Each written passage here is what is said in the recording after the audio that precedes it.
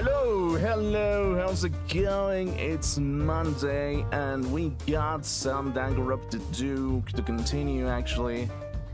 Most likely this week will be the last Danganronpa week, I think. Very likely, but we're gonna have fun with the last chapter. Well, the end of 5th chapter and the 6th chapter. A little bit.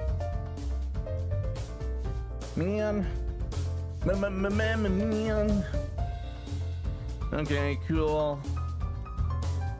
Dude, like, I hate my sleep schedule sometimes. It's just like, I don't know, like, how the hell to get myself into that kind of state where I'm just cuddling and it's like, oh yeah, I just knock out or something. Like, I kind of hate to say it. It's just like, I have no idea sometimes how I can rest like normally. It's kind of weird. It's kind of goddamn weird. It's like, I don't know, there are days where I fall asleep and it's just like, oh yeah, I'm very nice. I'm very cuddle. I'm like, I cuddled myself into my bed and it's just like, hey, that's nice. But then there's other days where it's just like, oh, well, yeah, you wake up and it's like, you just don't want to go back to sleep. Who knows why? It's one of those reasons, basically. It's kind of weird. I was like, especially now that it's very cold, I am not entirely sure what to do, to be honest with you. So yeah, yep, yeah,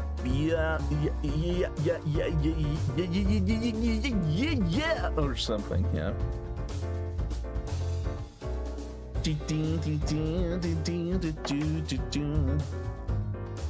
And I should take a shower now that I think about it. Oh gosh.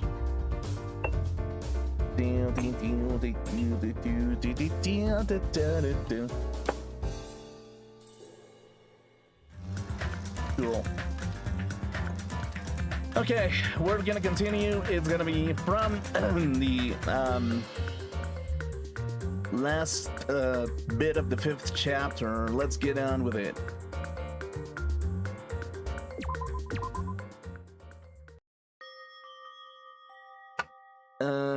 Okay. Wait, I selected the right one, right? Give me a second. Load. Trial verdict. I think it is, yeah.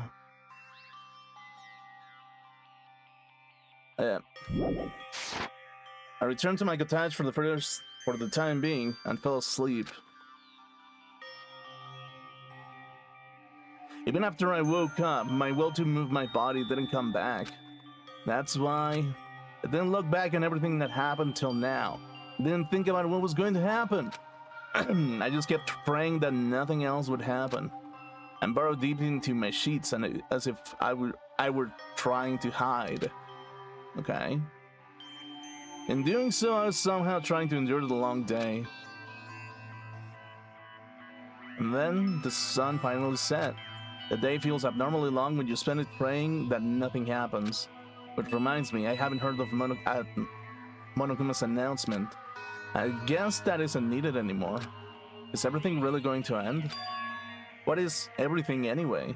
Yeah, by the way, just to recap a little bit, apparently Monokuma wanted to only have like 5 remaining like survivors out of the students, which is kind of like comparing it to the previous one, it was kind of similar. I think they were 6 students, but this time it's 5. Well, let me I think it's the similar number. I don't really remember, to be honest with you.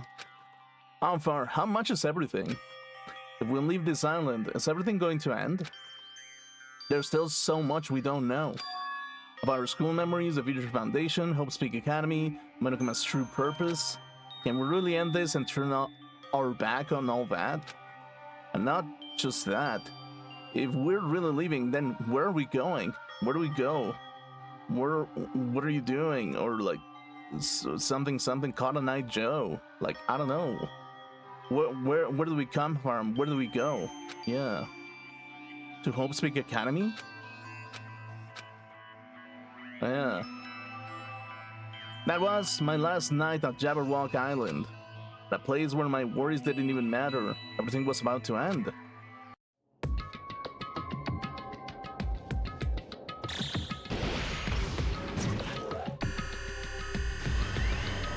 My thumb hurts. What the hell? 0 days left, 8 hours remain. 9 hours remaining. Wow.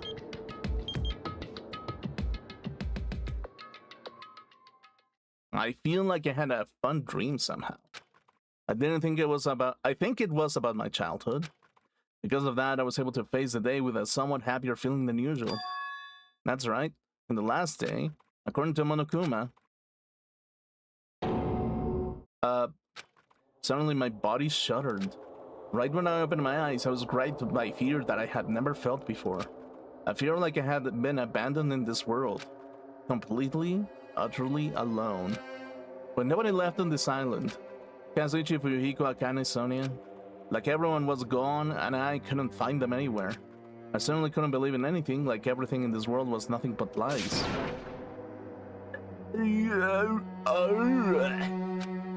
I rushed out of the cottage, desperately trying to escape that fear. I rushed out of the cottage, desperate to escape that fear. I rushed out of the cottage. Okay. What in the goddamn Doki Doki Literature Club is happening?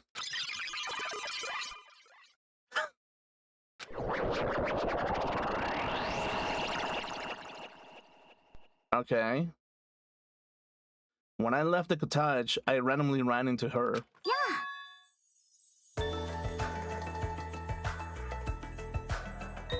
He's dreaming, isn't he? Ah, imagine good timing. Good timing. What do you mean?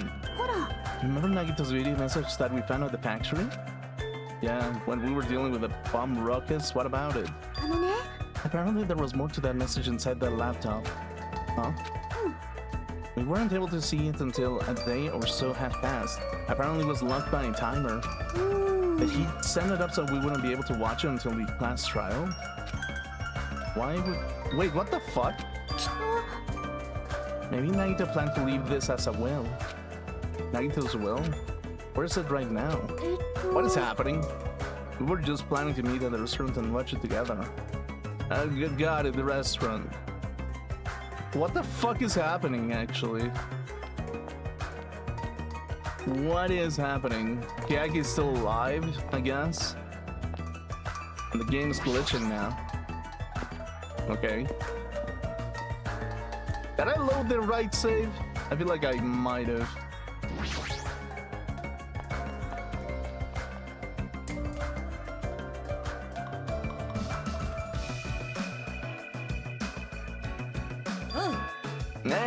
Hey, you're late. Is it true Nagito really left another message? You sure? Well, before Miss Sony thanked her, she was the one who found it. I was gonna walk with Gunham's hamster and I found it when I stopped by the factory. What coincidence you say? Wrong, there's a will of casualty guiding you. Dude, this is like some goddamn Doki Doki Literature Club bullcrap. Which, by the way, I think this game came out before that, so it's kind of like... Okay, so it's probably like a Danganronpa thing. Huh? Why wouldn't Miss Sony be going for a walk with Gunham? I never allowed that. Huh? So anyway, let's hurry up and play it. Yeah, you're right. What is happening? I wonder... Oh. Is it the traitor from the Future Foundation? If so, congratulations. Looks like it ended the way I hoped it would. And then the way he hoped it would? Huh? I was trying to kill everyone except the traitor. Damn it, it was just as Monokuma said. So he really set up the traitor as the killer? And he even tried to make them survive the trial? But why would he do that? What? Enough of your useless talk. It appears there's still more. Okay. But if everyone but the traitor is watching this video, then unfortunately, I guess I lost. That outcome is the complete opposite of the hope I believed in. Well, not that it matters for me anymore. I mean, no matter what the outcome is, it doesn't matter for a dropout like me. And now then, let's put this meaningless introduction aside and get down to business. Since I don't know who I'm talking to, I'm gonna speak so that both sides will understand. First of all, you might be wondering why I did what I did. Well, I just took action after talking about it for so long. The special prize in the final dead room allowed me to learn a certain truth. It would be troublesome if everyone found out, so I already disposed of that page. But anyway, I was sort of surprised, I mean.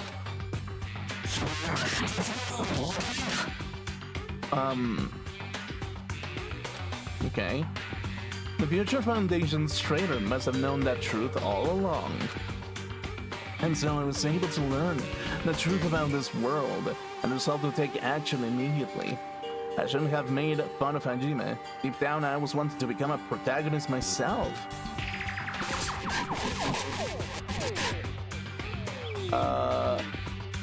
Sure. But now that I know that truth, as I look back on the Monokuma's actions, I'm starting to see what he's planning. By giving us information about the island's mystery and Future Foundation, he's raising all of your hopes, but only so he can lead you to unimaginable despair. Plus, Monokuma's trying to show that despair to someone. Perhaps that someone is... okay. Seriously pissing me off. Hell, and I sent you something. Guess it's only happy. So, what the force? Jeez, what a hopeless truth. Who is Monokuma's true identity? How could they come up with a plan like that? But that's enough reflecting on the past. Let's talk about the future now. If you want to escape Monokuma's plan, there's a specific place you need to go. The key to enter that place is that message you found at Nesumi Castle.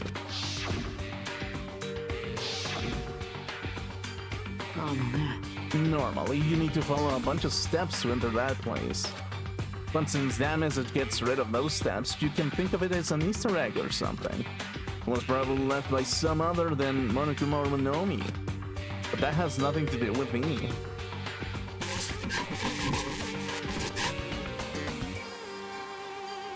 Okay. I had to hide this until my plan came to an end. But I guess now's a nice time to announce it, right? So then I'll announce the password. 11037. Just in case I write it down because this fucker is willing to change whatever the hell.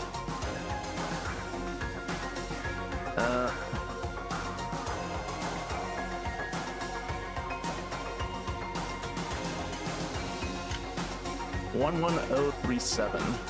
Cool. That is the password that was written in Nesumi's castle. You have to use that to enter that specific place. That's the only way you can escape Monokuma. I feel like I've been talking forever, but that's all for me. With this, my duty is finished. I believe my actions will become the foundation of this world's hope. And if that really happens, praise me. Tell others what I've accomplished. Erect a bronze statue of me. Respect me.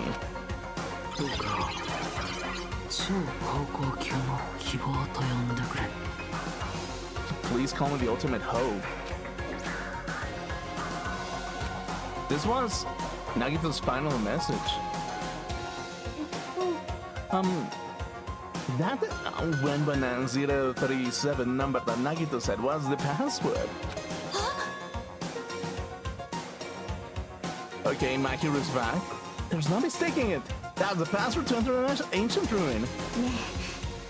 Better hurry, I think. Let's go before the countdown reaches 0. You're right. Let's go.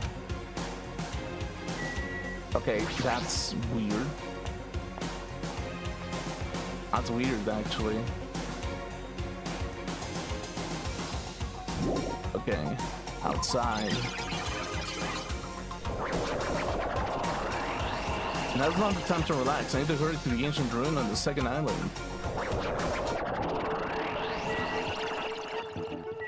What in the fucking... Dude, this is some Sonic EXE type of crap, actually.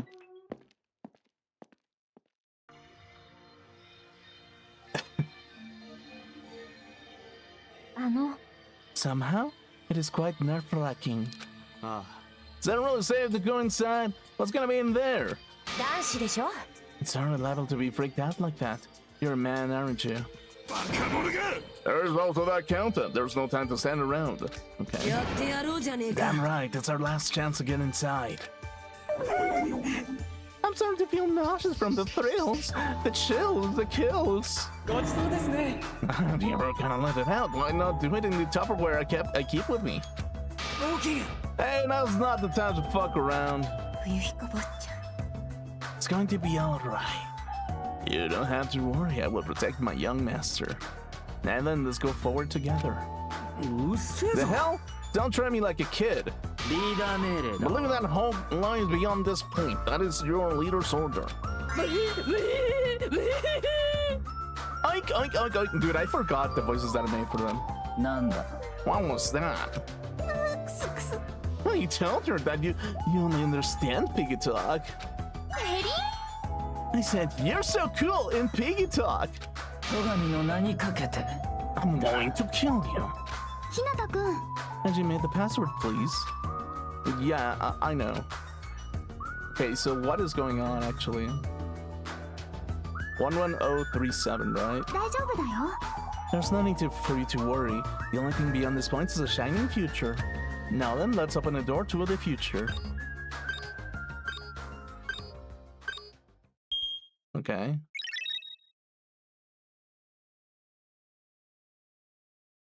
Beyond this door, the future is waiting. A sparkling future. Now then, let's move forward.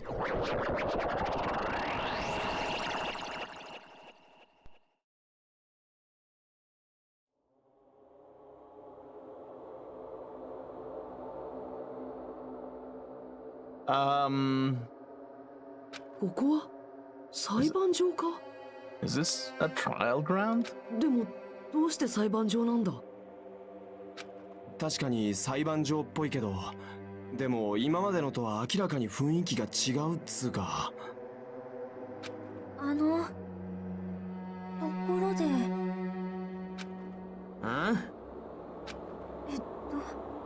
皆さんはどこに行ってしまわれたのですかん皆さん What? Something's wrong? What did I do? No, that's not it. I'm not the weird one. What's really weird is that I'm looking at a Windows screensaver. This world...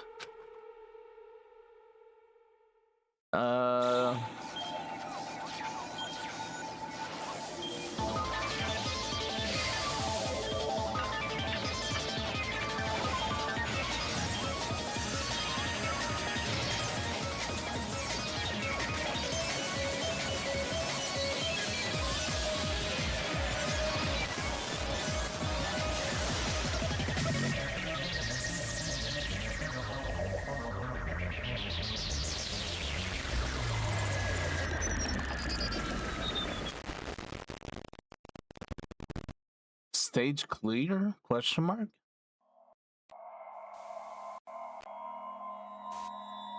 Chapter 5, Smile of the Hope and Despair.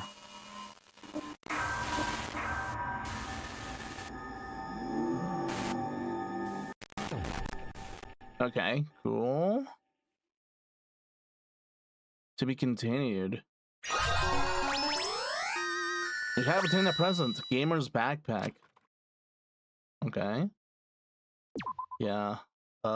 Yeah, let's overwrite this. Chapter 0, heading to the school trip. Oh. Okay. It would be wrong to say it was swaying from it was swaying from side to side. It was actually shaking rather intensely. The room I was in, it was shaking from side to side. The shaking was quite irregular. Just when you thought it was a series of small shakes, it would suddenly shake violently. And every time that happened, I'd have to steady myself with my foot. I couldn't stand up very well, but for me, it was comforting. I never thought not knowing what to expect would be so fun. So I was feeling rather excited, but I figured I'd be bored of that feeling soon enough. That's what I was expecting. For me, a person who is loved by talent, detecting regularities among irregularities won't be that difficult. Ah, how boring. Do you like ships? On the other side of the dark room, I heard a voice. It was clearly directed at me. You look like you were having fun, so that's what I assumed. Do you like ships, right? Ships? Ah, that's right, that's it. So, this is a ship. You just realize that now? Is it really that funny? Hey, if you want, take care to talk a little. The silence was starting to bore me. Instantly I saw this his true character. The ever familiar attitude, the friendly smile. Where under that thin skin I could deflect a foul offensive odor like some kind of putrid smile. In a sensible way, of course. How should I put this? It was a smell exclusive to those who were already finished. Nice to meet you. I'm Nagito Komaeda. Anyway, lucky me.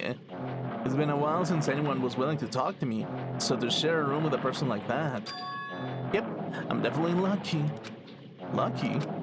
Ah, so that's your talent then. What a boring talent. A boring talent, huh? Well, that's exactly what it is. But for someone I'm meeting for the first time to say that so suddenly... Well, that's because I have luck as well. Huh? When I possess a talent as boring as luck, even I possess a talent as boring as luck. Possess, huh? I'm starting to get really interested. Who are you? You're obviously from Homesick Academy too, right? So you're one of us? Ah, but that's weird. This is the first time I've ever seen you. Hey, can you tell me why you're here? How did you end up here? How boring. Sorry, I'm often told I'm terrible at making conversation. Not you. This world. Huh? This world is full of boring people. People who lack talent stick together and oppress those who do possess talent. Even though they know they're insignificant, they don't try to acknowledge their true superiors. Even they are profoundly desperate to drag them down to their level. And because of these bastards, this world has come to a deadlock. This world has stopped evolving. How boring. Well, the world is shaped by the will of the majority. It makes sense that it bends to those who lack talent. That's why we're in our present situation. Perhaps, does that have anything to do with the reason you're here? Boring people make no contributions to the world. I'd have been a speck of dust. That's why my teachers taught me that a certain degree of selection must be performed. Looks like they had high expectations for you, huh? That's completely different from me. But what are you planning to do? Now that you've ended up like this, there's nothing you can do, right? Listen well, using people is a talent too. It is now my turn to use that person just as they used me in the past. Person? Talking about the ultimate despair? But how? I mean, they're already... I have it with me. The contribution that person left to me. Even now, it rests in my pocket. I don't know what you're talking about. I'm definitely lucky. I can't believe I'm speaking with someone as amazing as you. Then, will I be able to see her again? Will I be able to see the person I hate with every fiber of my being again? And this time, I will be able to kill her this time? The person I hate so much? Hate? Then explain your hand. Why the fuck do you have a hand that is... What in the Ikusawa Mukuro is that thing? Ah, this? The end of that bandage. It's a woman's hand, right? Oh.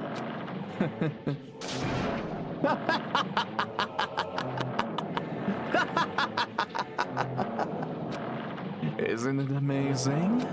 I can't move it, of course. I mean, it's not my hand after all. But even now, it still hasn't rotted. Hey, maybe that means it's becoming one with me.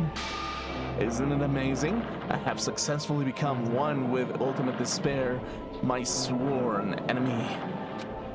I see. So you salvaged the body. You really are a boring person.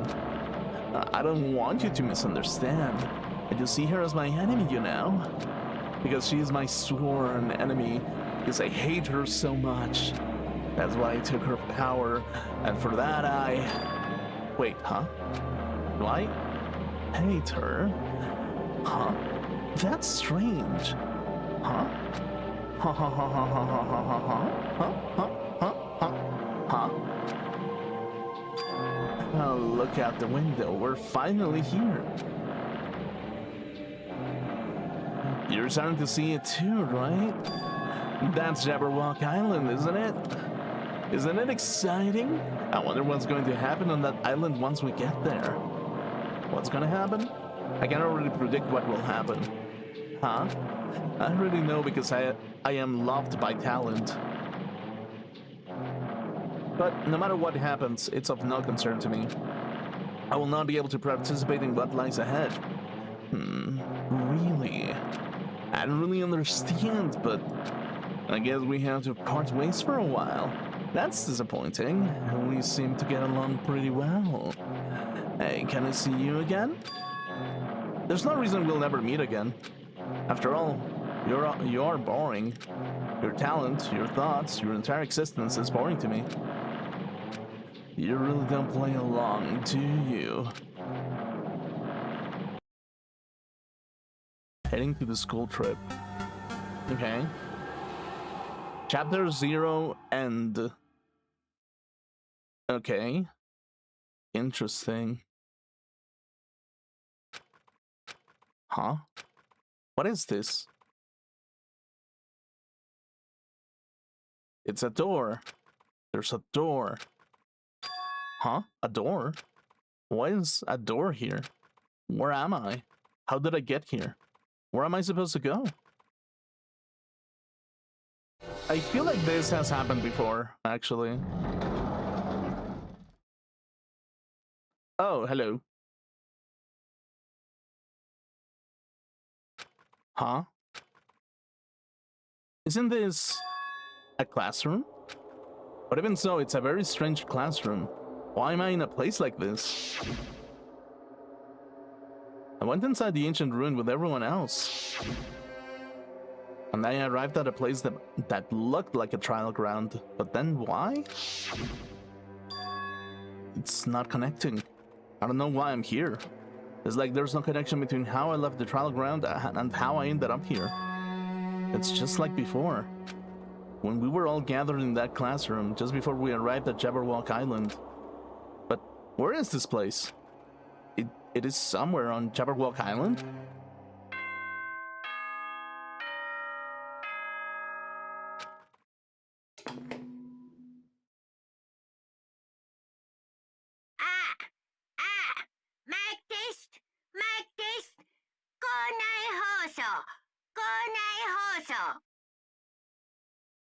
Okay.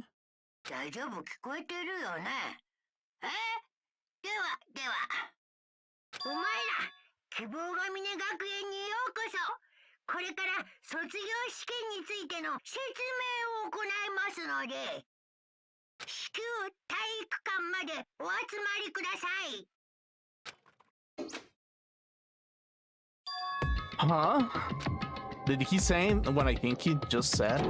Yes, he definitely said it. He said, "Welcome to Hope Speak Academy." But why would this place be Hope Speak Academy? And not just that, what is a graduation exam? Isn't the killing over already? I mean, apparently... This clock doesn't have any hands. A clock without hands is meaningless. Why would something like this be in a classroom? Okay. Lead here? Yeah. So is it gonna be exactly like the first Danganronpa? Yep, it is. Even the hallway doesn't feel like a school after all. What a creepy place. At least it doesn't look like a normal school at all. It's definitely a lie. There's no way this place is the Hope Speak Academy. Is this creepy place the Hope Speak Academy that I admired for so long? It's probably a building that Monokuma made to startle us, just like the funhouse. That's right. That's definitely it. Monokuma had to come to the gymnasium, right? Did not go. I'll definitely clear things up. Okay, so everything is glitched, it seems. Yeah, the Despair Hotel is there. It's kind of exactly how I remember it. The trial room is there. This is different. The AV room is different. A little bit. The store is here. Okay. The nurse room. The staircase to the second floor. That's kind of everything here in some way. The gymnasium is here, right? Alright, I'm going inside. Something might be waiting, but I'm not going to cower away anymore. And so I brace myself and cautiously open the door.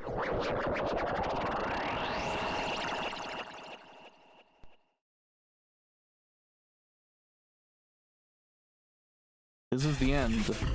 Goodbye, Academy of Despair. Okay. I wasn't prepared. Oh yeah, this part, I love this part. Hello, Jessica. Welcome to the stream. Yeah, I just went through the chapter 0, by the way, so I was like... so did Nagito, like, combine with Junko in some way? Like... I don't know, like, it seems like kind of like a surgery or something that happened, but I feel like that's such a Nagito thing to do, actually. Well, more like a Nagito thing to do, and that's like a Junko thing to do as well, so it's kind of weird. I wasn't prepared for what was waiting for me on the other side of that door.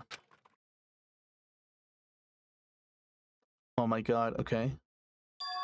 It was a normal gymnasium. Yep, it's the same as the past, actually. Yo, Hajime! Heard that announcement that came here too? You guys did too, right? What do you make all of this? Of all this? We're not gonna say this place was Home Street Academy or something? That cannot be possible. You're right. Anyway, you look at it, it's impossible. Ooh, how does it feel to return to a long-awaited Hosting Academy? You! Hey, where are you? Where are we? Why'd you lock us up this time? Oh, what a shock! I just told you guys this is Hosting Academy! There's no way in hell that's true. Oh, but it is. I mean, this is definitely Hope Street Academy. Yeah, it kind of is. Well, what's left of it anyway? What's left of it? Didn't I tell you before? Eventually, Hope Street Academy fell to ruin. You were serious about that? Okay, so reality seems to be like attaching itself back, actually. Of course it fell to ruin. I mean, they were doing things that were deserved to be ruined for. What do you mean? Anyway, I'm pretty disappointed. I went through all this trouble to bring you to Hope Street Academy, and you don't feel surprised or nostalgic. Oh well, it's not like I did this for you guys. I mean, I'm still nostalgic about it. I'm nostalgic about Sakura fighting Monokuma here. Even if you don't feel nostalgic, I'm sure someone is feeling nostalgic right now. Someone. And out with this bullshit, just spit it out already. What do you take us, you bastard? Though I am not certain of my memories, I believe we entered an ancient ruin and... It means? I made this whole fake academy between the door to the ruin and the inside of the ruin. What do you mean between? Yeah. What do you mean made? Oh my! Are your minds getting grumblies after the knowledge that only knowledge can satisfy? Good! Very good. It's fine to hurry along the graduation exam, but it's in my nature to provide a little entertainment. Entertainment? You're planning to make us do something, aren't you? It's nothing to be cautious about. It's not like you will be making life exchanges or anything like that. It's just a simple graduation exam. And what's this graduation exam?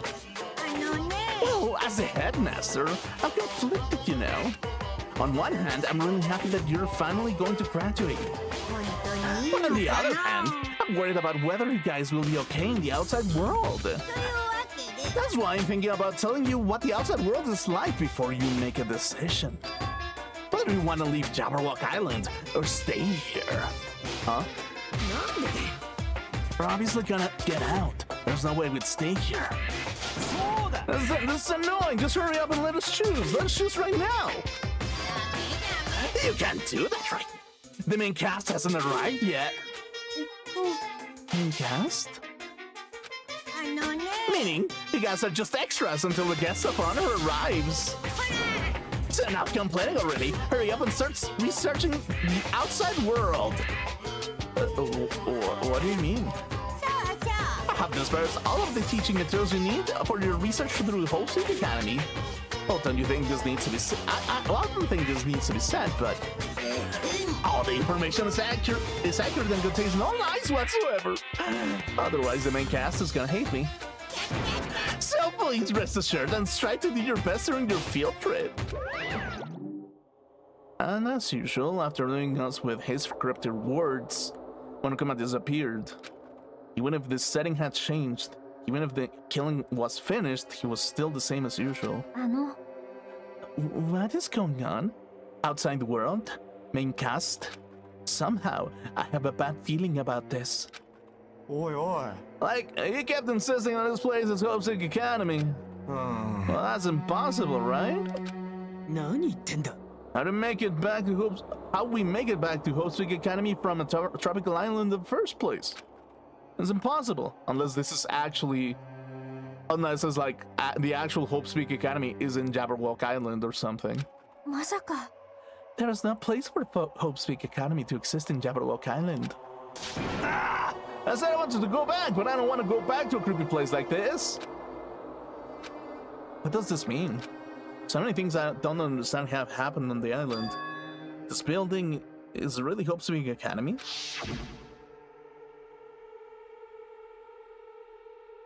Yeah, well, that's the thing. It was like inside of a city, right? This is the Hope Speak Academy I've been admiring for so long. What in the world is going on? Okay. Damn it. Why is this happening? Why? I was finally able to attend Hope Speak Academy. Finally thought I'd become confident in myself. Even so, I wanted to become Hope?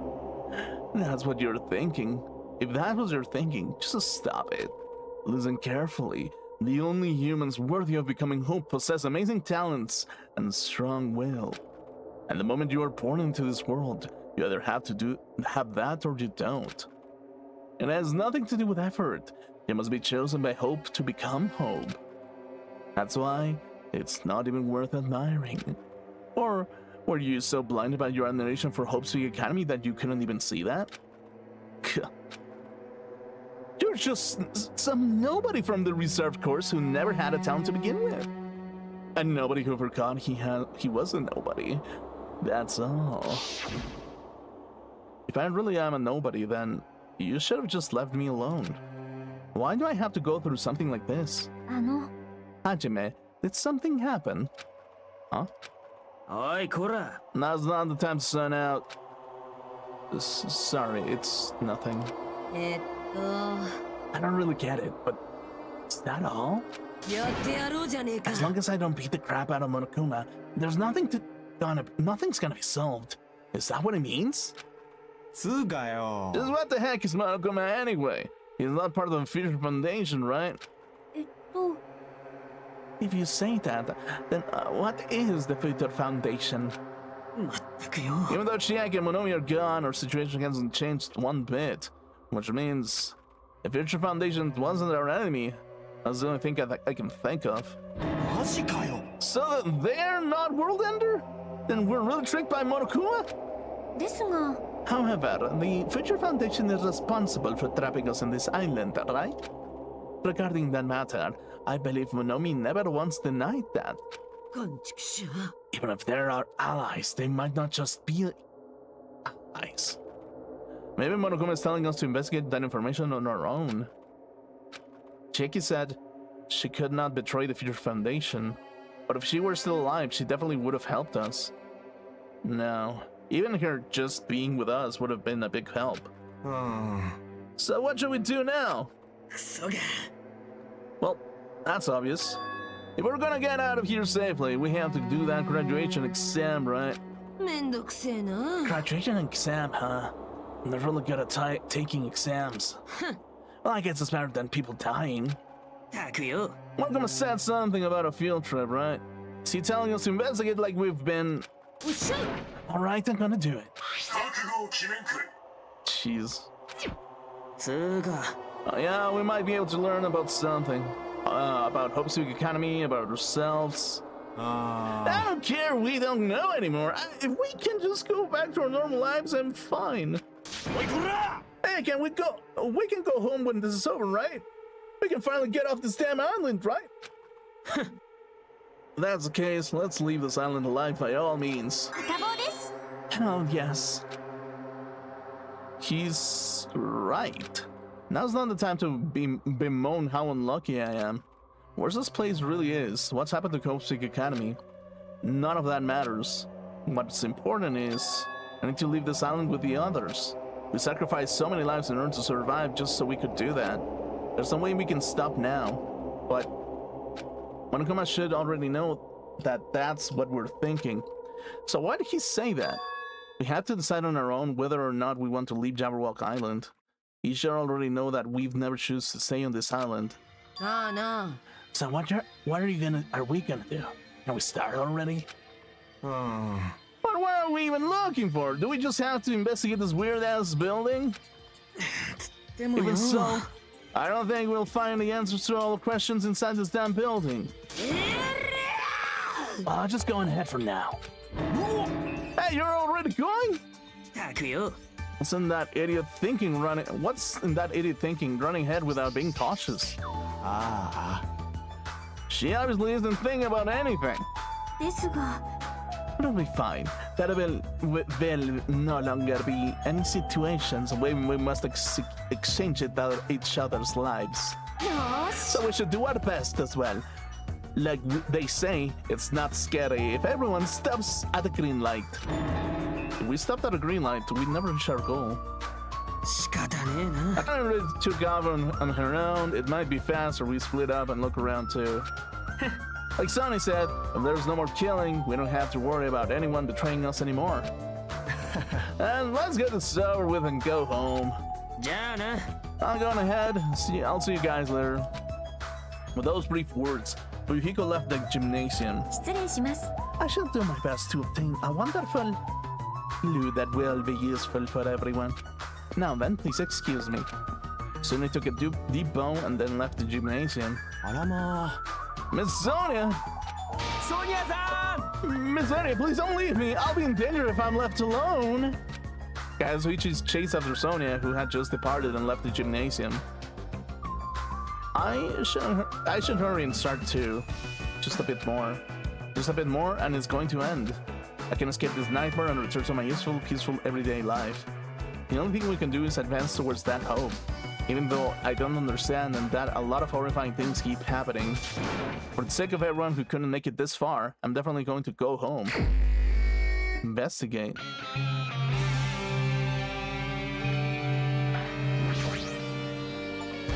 Random. Okay, just... There's even like these kind of Monokumas actually. Okay. What? Dude, this glitchy mess, huh? That's weird. This is the hallway I walked through to get to my gymnasium, but it's clearly different. This is the last floor of Kopsik Academy. What the fuck? Is this what Monokuma's doing too? Is he trying to confuse us again? I don't know how he's doing it, but he keeps doing it over and over again. He's so persistent. I'm not gonna fall for this trap. There's no way this will make me back down. Yeah, that's some bullcrap. Salve. There is a strange feeling to it, no? As if an invisible wall has been erected to limit our movement. 弱りましたね。 Is it just me? Okay. So, yeah, this is supposed to be the last floor.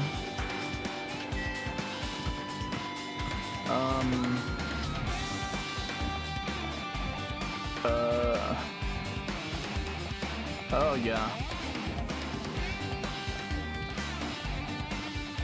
Yep, as expected. There is like, I feel like, oh, hello. What is happening? Oh?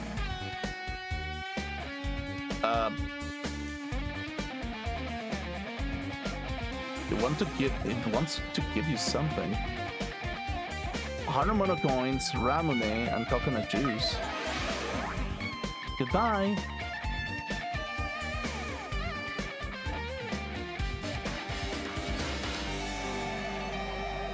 Huh? Okay, I'll take it. That's weird. Okay. Okay, so it seems like... Okay, the garden is unavailable. So what is available? The dojo is available. Of all things.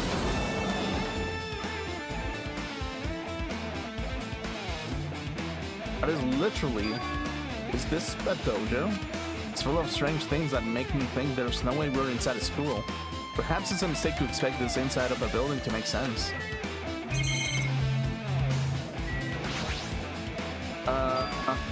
What is this? Is this a manga? The title is Manga for Morons, A History of Hope Street Academy by Monokuma. Okay, wow. Why is a manga with such a suspicious looking title laying on the open like this?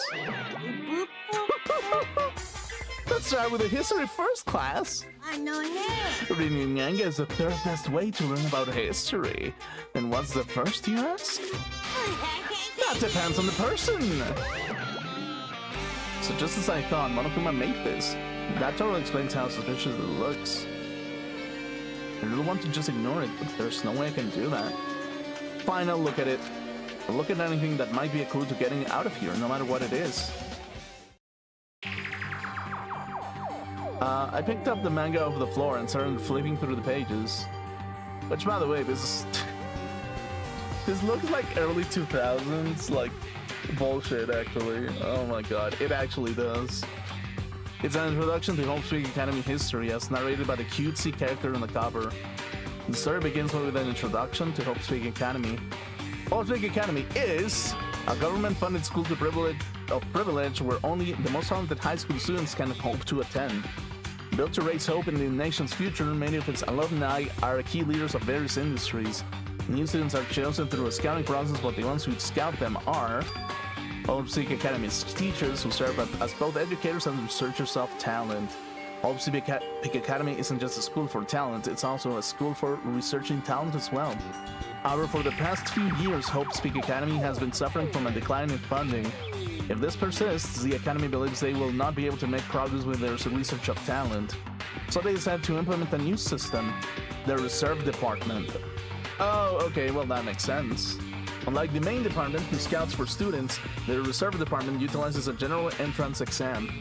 Normal faculty was hired and placed in charge of looking after the Reserve Department. The expenses and exam fees for the Reserve Department are quite high compared to most high schools. Nevertheless, Hope Street Academy received an endless stream of applicants. Hope Street Academy was now available to talentless commoners, people who only cared about the brand. With this, Hope Street Academy managed to amass sizable funds and beget further research of talent to create Hope Street Academy's earnest wish, a true genius who would become mankind's hope. Well, just when they thought everything was going well, an unprecedented incident occurred. The incident that triggered the tragedy, the biggest, most awful, most tragic event in human history. Yeah, the goddamn, like, whatever bloodbath is in the room next door, actually. That's right, it was the tragedy of Hope Street Academy. Hope Street Academy was crippled by this incident and was forced to shut down without accomplishing anything. the end. Huh? Do you think that Hope's Peak Academy was like actually America all along? Like that would be hilarious, actually. That would be absolutely hilarious. The ending was so sudden, like a manga that's suddenly canceled in the middle of its run. Plus, these phrases mentioned at the end of this manga, the tragedy of Hope's Peak Academy. Dude, if I remember correctly, yeah, there was something about like the teacher and the headmaster and all that kind of stuff. But oh god, if I don't remember everything, it's just like, yeah, I think it's just like the skeleton of the headmaster inside of that building and everything. It was kind of weird. These names are so melodramatic. There's no way the incidents really happened, right? Because manga only mentions the names, so I don't really know the details, but yeah, it'd just be a waste of time to wonder about things that don't make sense. More importantly, I learned something because of this manga. The reserve department. That department was only built to collect money. I was one of those reserve course students, right? That's weird. Oh, you're here again. Oh, the thing that's weird is you, of course. Huh? Why did you forget that you were part of the reserve department? The Future Foundation only took away your school life memories, right? But you should have known even before you entered that you had no talent, right? So I think it's weird that you actually forgot something like that too. What do you want me to say? Based on my assumption, the Future Foundation must have wanted to hide the fact that you were one of those reserved course students. Or you willingly sealed those memories yourself. Huh? You wanted to be confident in yourself, so you wanted to forget everything that embarrassed you. You know, when humans experience trauma, sometimes they erase the memory of what happened. It happens pretty often. Not that I know anything about that, though. Are you saying it's my fault I forgot? That's not it. When things are getting convenient, you always get angry and try to brush it off. Well, that's expected of a reserve or student. Okay, sure. Damn it, what the heck? The reserve department has been added to the true bullet section of your handbook. Okay, that's interesting. That target seems pretty far away. If the production team had more time, there could have been a minigame. There could have been a minigame there. Wait, what am I saying? Yeah, that's what I was thinking whenever the first game happened. I was like, dude, there has to be some kind of minigame or something here. And nothing ever happened. Like, what? Sakura. The cherry tree is probably displaying its full blossoms. The falling petals add to the elegance of this scene. If Hyoko and Peko were here, it would have looked truly picturesque. For their sakes as well, I will definitely go home. Okay. This cherry tree is in full bloom. It may be tasteful sight to see blooming cherry tree inside a dojo, but in this situation, it looks bizarre. Okay. It's an armor and a helmet. Did the map the developers designed to reflect the Japanese dojo? Okay. Okay, nothing.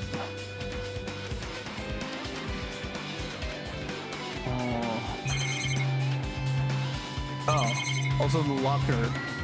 Are we gonna find a key in the locker too? There's a straw post. I guess that means it was used for training. Okay. There are a bunch of wooden lockers here. Each of them has a traditional looking wood block. He's sticking out of them. I guess they're just for show. There's nothing in particular that looks like a clue. Okay, no wooden arrows, I guess. Which is interesting. Okay. So that was the first place to actually go over. Hey, soda.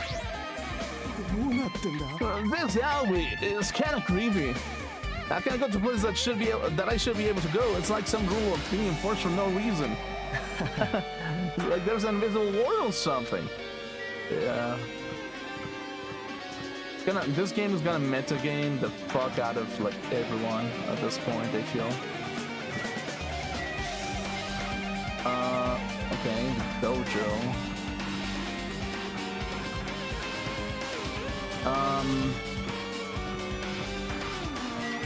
5A. Was I just here? what about, oh, the tragic, this is the tragic room, I think. Or was it? No. This is another manga. It's laying on top of the desk. This one is Manga for Morons, The Tragedy of Hope's Week Academy. Huh. Wasn't The Tragedy of Hope's Week Academy mentioned in that other manga too?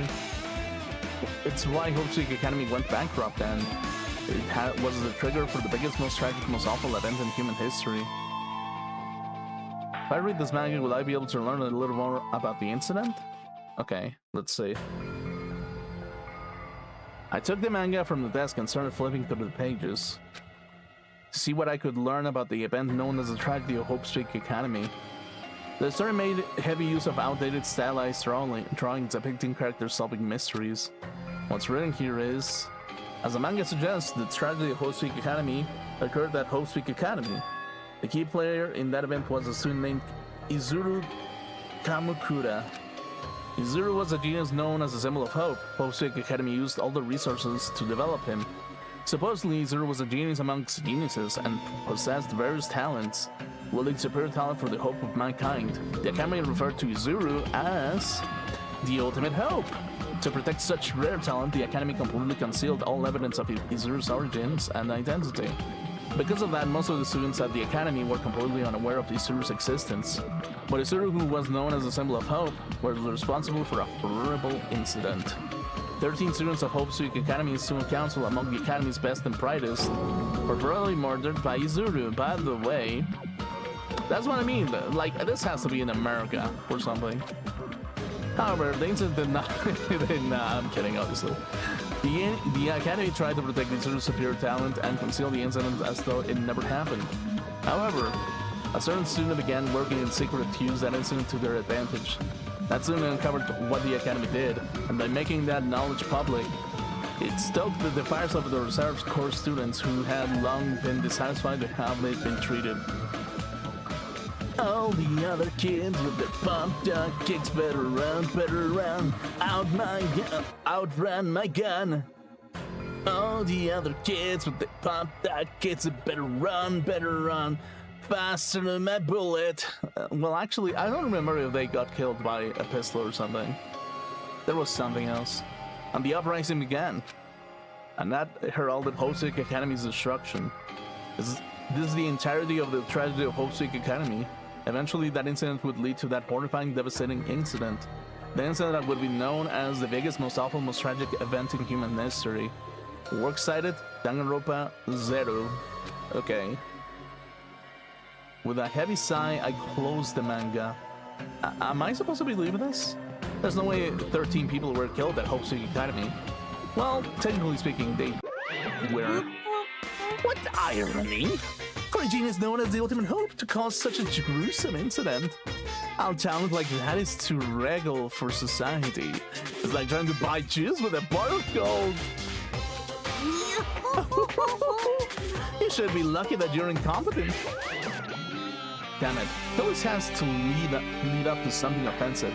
He seriously pisses me off. But ultimate hope? I either mentioned that before, too, but it looks like it means something completely different here. What Nagito said was the true meaning of hope, but for Izuru, hope simply means talent. More importantly, a genius who possesses various talents. I wish they'd give me more of those talents so I didn't have to be in the reserve department. That's right, this reserve department.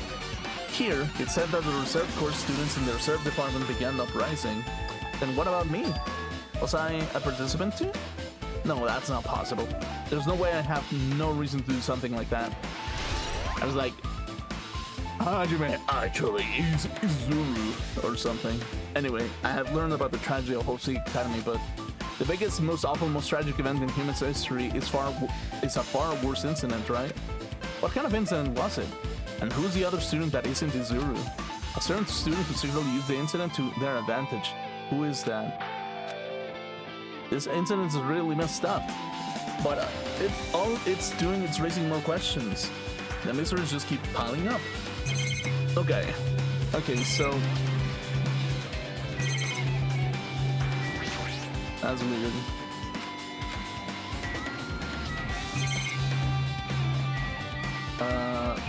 Okay, let's get out. Right. So, okay, the door is open. The fuck? Hello, that's an actual Bonnie. What the fuck? What? Question. Why the fuck did a snake give birth to a bunny outside of an egg? Have some coconut juice.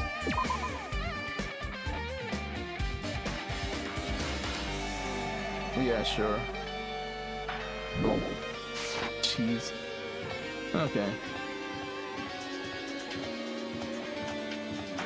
Raw. Oh, yeah. Biolab. Oh, yeah. Motherfucking... What the hell is with this room? Freaking cold in here. Yeah, something, it's so cold to store a flat-chested, edgy girl or something.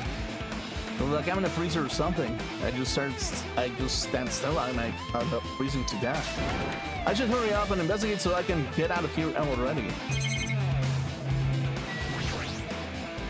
This looks like a plastic tarp.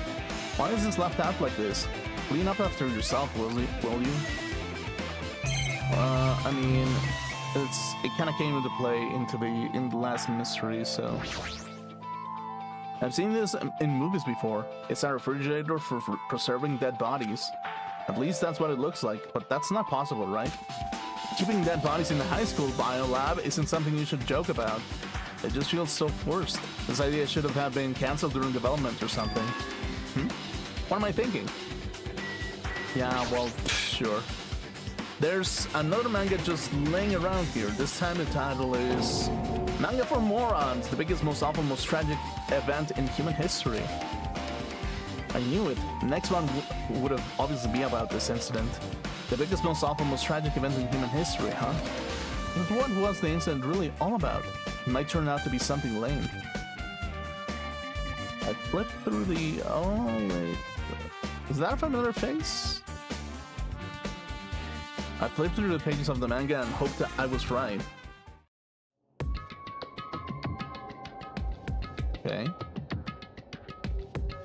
A story about creepily drawn characters who get involved in such horrifying incidents. An incident known as the biggest, most awful, most tragic event in human history.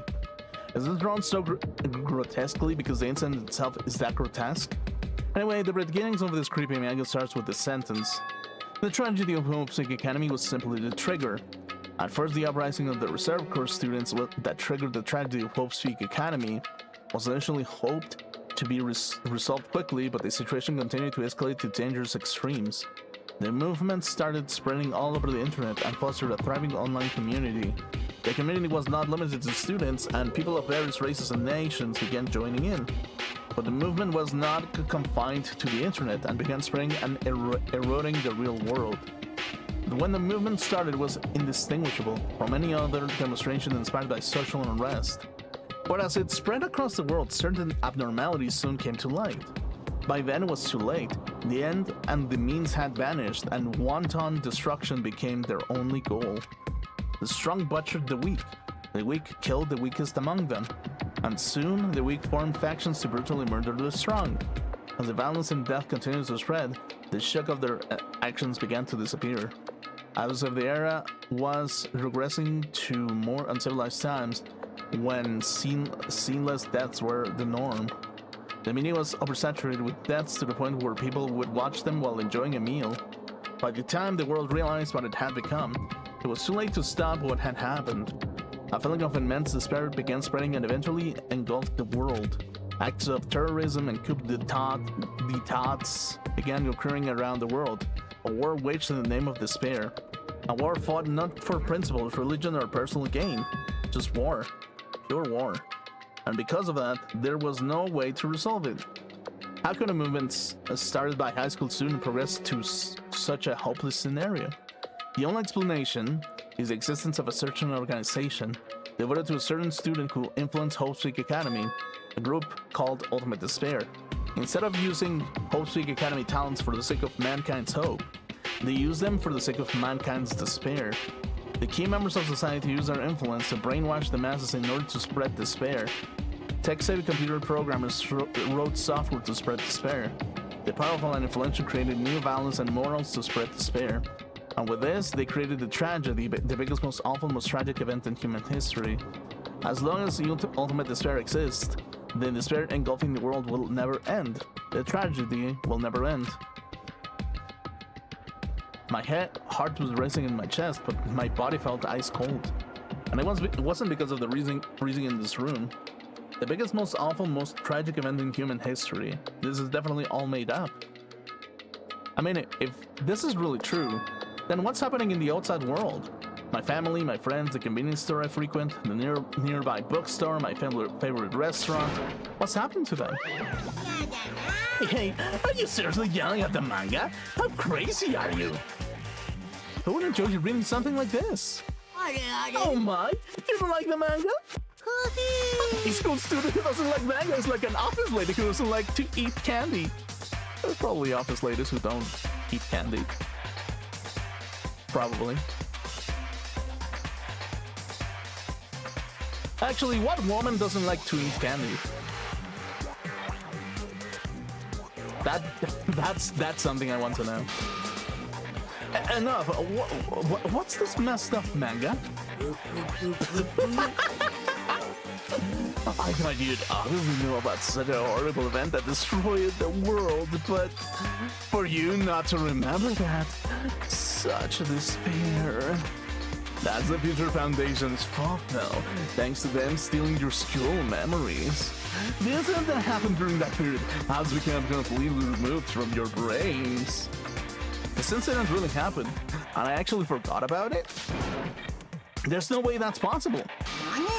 How many times do I have to tell you? All the clues here are real. Please understand, I'm rooting for you. If you don't learn about the full extent of the outside world, the guys will suffer for it. I just want to help you guys live a well-adjusted lives in the outside world. Okay, I see, so that's how it is. That's what he meant by what he said at the beginning. Well, as the headmaster, I conflict with you now. On one hand, I'm really happy that you're finally going to graduate. On the other hand, I'm worried about whether you guys will be okay in the outside world. That's why I'm thinking about telling you that the outside world is like before you made a decision. Whether you want to leave Jabberwock Island or stay here. He's trying to make us feel despair towards the outside world as we'll want to stay on this island. But there's no way I'm going to do what he wants. Despair like that simply can't exist. The outside world should be filled with hope. Just like now. Perhaps... No, that's definitely it. Okay, I'm starting to get the gist of it. Whether or not this incident really happened, but what in the world is this ultimate despair group? If they're devoted to a certain student who guided Hope's Peak Academy to his destruction, are they connected to both the tragedy and the tragedy of Hope's Peak Academy? Plus that organization isn't just one person, but a group of people. But if they're known as Ultimate Despair, they're high school students, right? Well, if they were actually able to do it, then I guess that's why they're called Ultimates. Then, are the killings we were involved connecting to them as well? It's no use! I'm going to freeze to death. I'm at the limit. I need to get out of here. Shivering, I ran of the freezing room. God damn it. Fucking Sonic fandom. Phew, that was a close. I nearly froze to death. So, where should I go next? Okay, cool.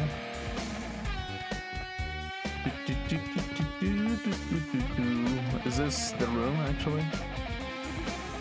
Oh my fucking god, this control.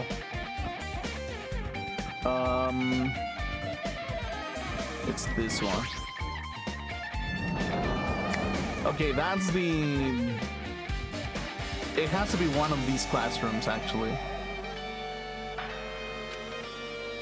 No, I should ignore it. I'm just going to pretend I didn't see him.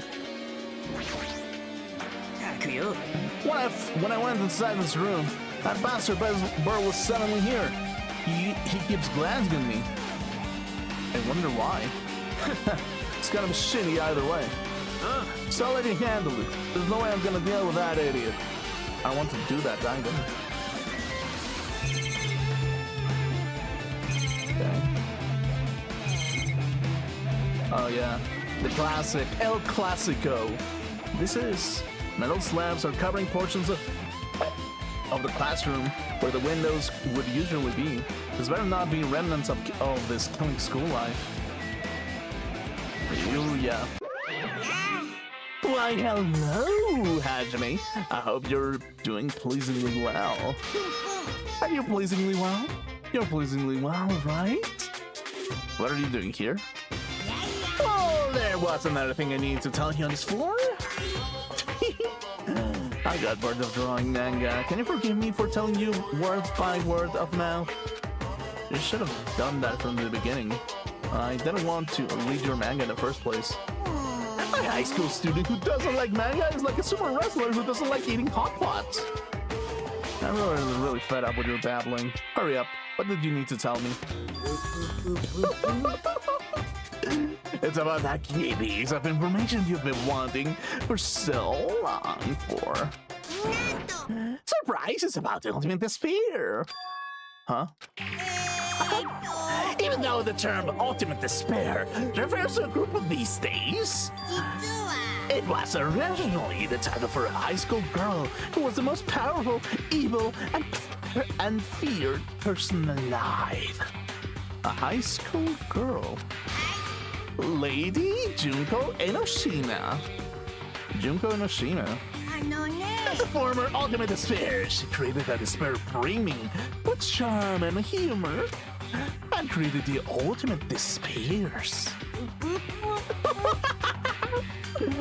There was one really horrible person in that group. Hold on a sec. I don't know what the ultimate despairs are, but it's not that easy to form that organization. There's no way people would join some fucked up organization created by a high school girl, unless she's really attractive, she kind of becomes an idol or something. I don't know. Something, idol culture, something, goddamn, what the hell's going on? Why is there a man simping for that kind of shit? Why is there like 300 CDs, whatever? Humans who are obsessed with their philosophy have an uncanny power to attract others. It's a trait shared by many famous leaders throughout history, right? There's nothing strange about it. That holds true for Lady Junko. With her charismatic ability to attract people, she even influenced those in highest echelons of power. Is it echelons or echelons? I don't know. Her connections were the main reason that incident became the tragedy in the first place. So she recruited people who would have been in a position to neutralize the threat? Huh? And what was their purpose? Huh? What? Like I said, why did they cause that incident? Doesn't even make any sense. They had a purpose, right? There's no way to do what they did without any purpose. It was Junko Enoshima's despair. Huh? For Junko Enoshima, despair isn't about purpose, a set of principles, a way of life, or an instinct. Despair is what defines Junko Enoshima as Junko Enoshima. What are you saying? It's that plushie! Hajime's a human. It's exactly like that. Junko Enoshima is full of so much despair that she's truly hopeless. Living, dying, eating, loving. For her, everything is despair. What the hell? Overwhelming force of personality. Junko recruited the ultimate despairs one by one. She controlled their despair by taking advantage of their love, hate, grudges, anything really. Junko's despair is far more dreadful than any other. The idea had been slammed right into their minds. And so the ultimate despairs, who had been recruited, became nothing more than Junko's limbs. All despair, whether it was their own or anyone else's, was decided by Junko Enoshima. Like believers making offerings to their god, like a mother providing food to her children. They dedicated all despair so they could escape from despair. all in Junko's and Yoshima's name. For example, they killed their families and friends, and even destroyed their bodies through relentless mutilation. And to hopelessly top it off, they completely believed it was something that they had to do. There's no way something like that crazy is possible. No, it's very possible, actually. So, the thing is about the human mind is, depending on which position your mind is, and what your mind believes in, actually, and is like how much of a perspective you have, you can believe anything that you want, actually, if you really set your mind to it. It's just a matter of how you look at the world in some different perspective, basically. As like, in that sense, it kind of makes, like, if you think about it in a psychological manner, like, a programming language is tangled by logic, and you will get an intended response out of a logical argument.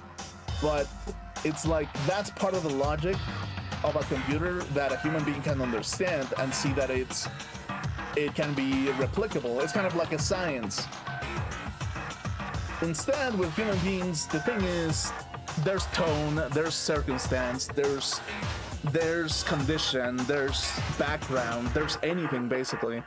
As like, sometimes even logic can be used in such a accurate position that even though what they're saying is true, it's not necessarily enacted in the fullest of the depths of philosophy that they're in, due to the fact that it just basically benefits whatever the fitting values that the people who are defending a certain type of thing defend, basically.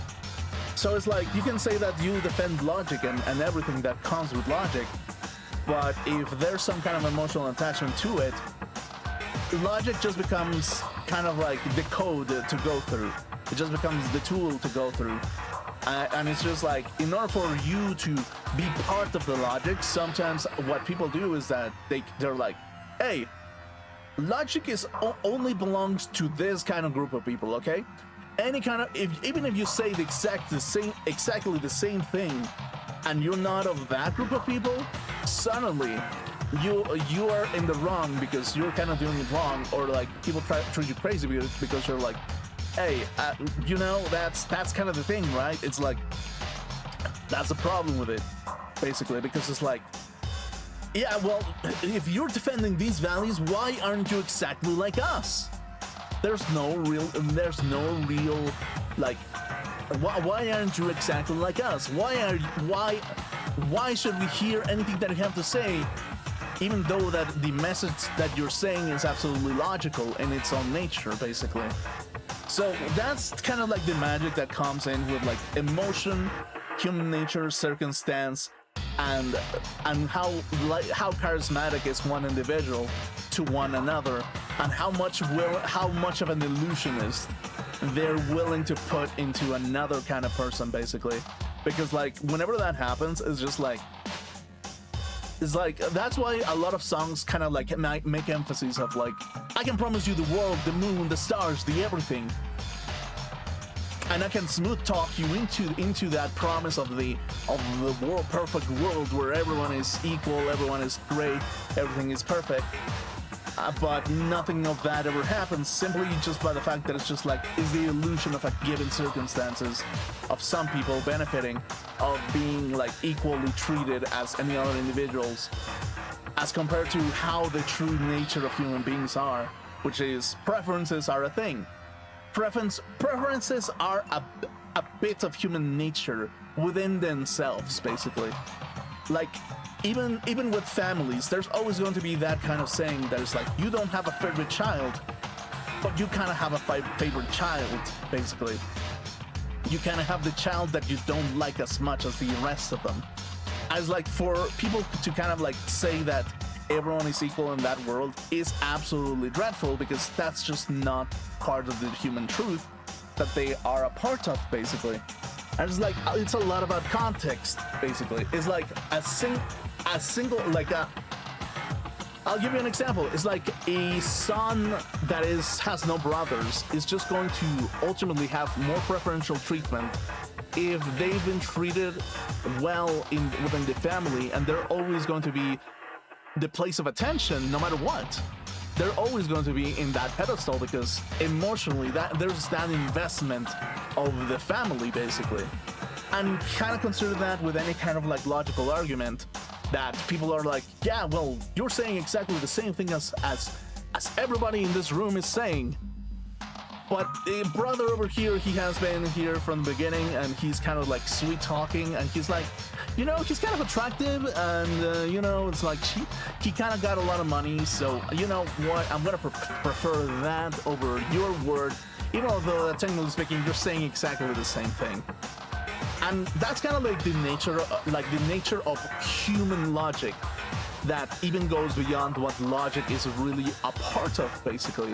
It's just that aspect where it's just like, even though that people claim that everyone will be treated evenly, there's always going to be preference. Either you're a girl, you're a male, you're like, and depending on who you're asking, it's like there's going to be preferential treatment towards something. It's like, is a gay woman gonna prefer to give preference to another gay woman? That's just going to be a thing that is going to happen. That is just thing, and she will create the world, the stars, everything being glittering and rainbows coming out of everybody's assholes about the perfect like utopia. But in reality, it's just like, hey, I just wanted to get in bed with this girl because I'm a gay woman, and it's just like. So, sure, so that's why it's kind of like most of the time whenever people kind of bring up that kind of idea of like utopia, it's just like, I even cringe even further just because it's like, you know, it's goddamn well that utopia will never exist because of that fact. Because not only, even if you reach some state of perfection, you will eventually find some further step of perfection in which you will claim to make everything an absolute lie and potentially collapse everything because of it. There will always be that kind of one aspect that is just like, utopia is for the utopia viewer, basically.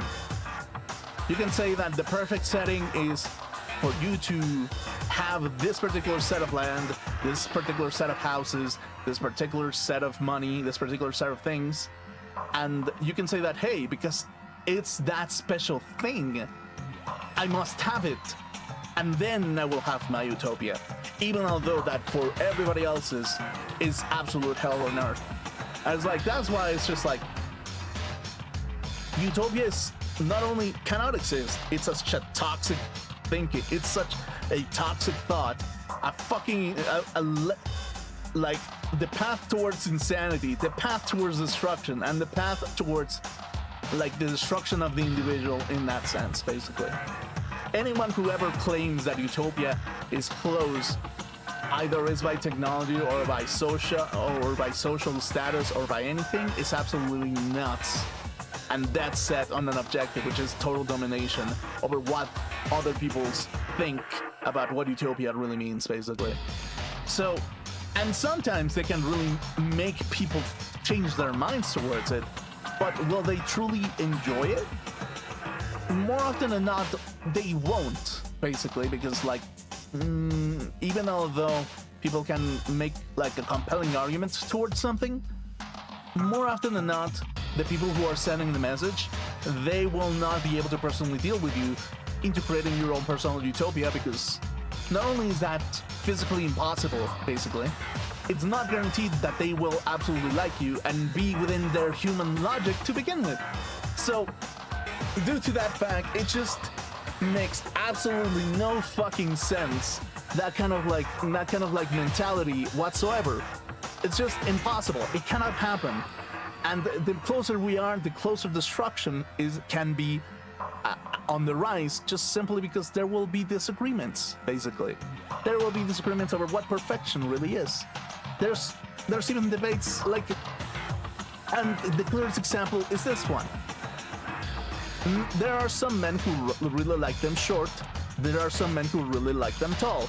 There are some men who really like fat booty bitches, there are some that really like honkers on the front.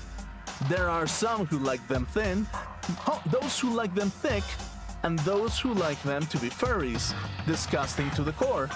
But in reality, can we truly say that there's a perfect woman out there for every man that has ever existed? Not really. It's just part of the individual of what they believe is perfection, due to their personal taste at that point, basically. So, in that kind of sense, it's just like, it's the same with women. It's like, what's the perfect man? Who knows? Maybe it's that guy, this guy. The most badass person ever, the most sensible person ever, like a twink, some kind of chunk or some kind of muscle man, some kind of like whatever, some kind of monkey man. I don't know. Like, there are possibilities. Are there status in which influence can take a hold and make general populations follow a specific trend, so they follow a specific type of rules? Absolutely, yeah, sure, but it's not entirely true, as emotions shift and conditions shift as we advance through life, basically. So in a sense, it just makes absolutely no sense to have this kind of like psychological utopia or psychological fantasy of like everyone holding hands together, sharing the same values as everybody else, just because like even in those fields there's gonna be people who think that there should be some priority on subset of that kind of thing, basically. Mainly because as well there's gonna be people who are going to accommodate themselves no matter what. There's gonna be people who are going to think that people are in the wrong side of history because their historical past kind of paves what they are now at this given time, and the lack of character makes them get carried away and get manipulated into being the evil people of history, even though technically speaking all they have is just the history of their ancestors as their heritage. And it's like, their ancestors are not the individuals of the present as well. Like, a lot of people will claim that kind of thing, and a lot of dumb people will make the relation that just because their ancestors did something terrible, therefore their brood will absolutely be the destruction of everything as their ancestors did. And it's far from the truth, actually. Are there going to be people who are going to get obsessed over their ancestors and do exactly the same thing? Sure, but it's not the absolute rule of everything, as we are individuals in that kind of world, basically. You are not going to be, not every single individual is going to be the apocalypse of your worldview, the same way that not every person is going to be the savior of your worldview. It's just going to be an individual perspective, and sometimes that just means destruction and change of worldviews, challenging worldviews, debates that don't make any fucking sense, losing time for the sake of losing time, making people angry for the sake of making people angry, just like absolute the actions of no reason for the sake of no reason for the individual, and only for the service of a philosophy of an individual that is well known within a community, basically. And it's like, that is really the core aspect of things, and that's kind of like why I'm kind of like, I'm a little bit neutral every time that there's some kind of person who goes out of their way to make a living hell out of another person. Sometimes I just kind of like scratch my head and it's like, okay, but like, is there kind of like a real motive towards it, or is this just a personal grudge towards it? And it's like, okay, if it's a personal grudge, it's none of my business, actually, at that point. It's none of everybody's business, it's just a personal grudge at that point. And if it's a personal grudge, it's just like, yeah, it's a thing between me and them. Like, not the entire, like, not every single mother in their entire house has to get inside of this shit. And it's just like, it's just a thing, it's just a thing of hatred between me and them, and it's just that kind of thing. And it's like, yeah, sometimes the only way to take it out is just a boxing match or whatever the fuck. But it's better, it's more logical, and it's more of a sensible solution to have that kind of sensible, like, field of battle rather than just being the battle of the foxes and deceit. It just becomes an absolute web of like destruction. Nobody's chilling, nobody's fucking sucking beer in peace.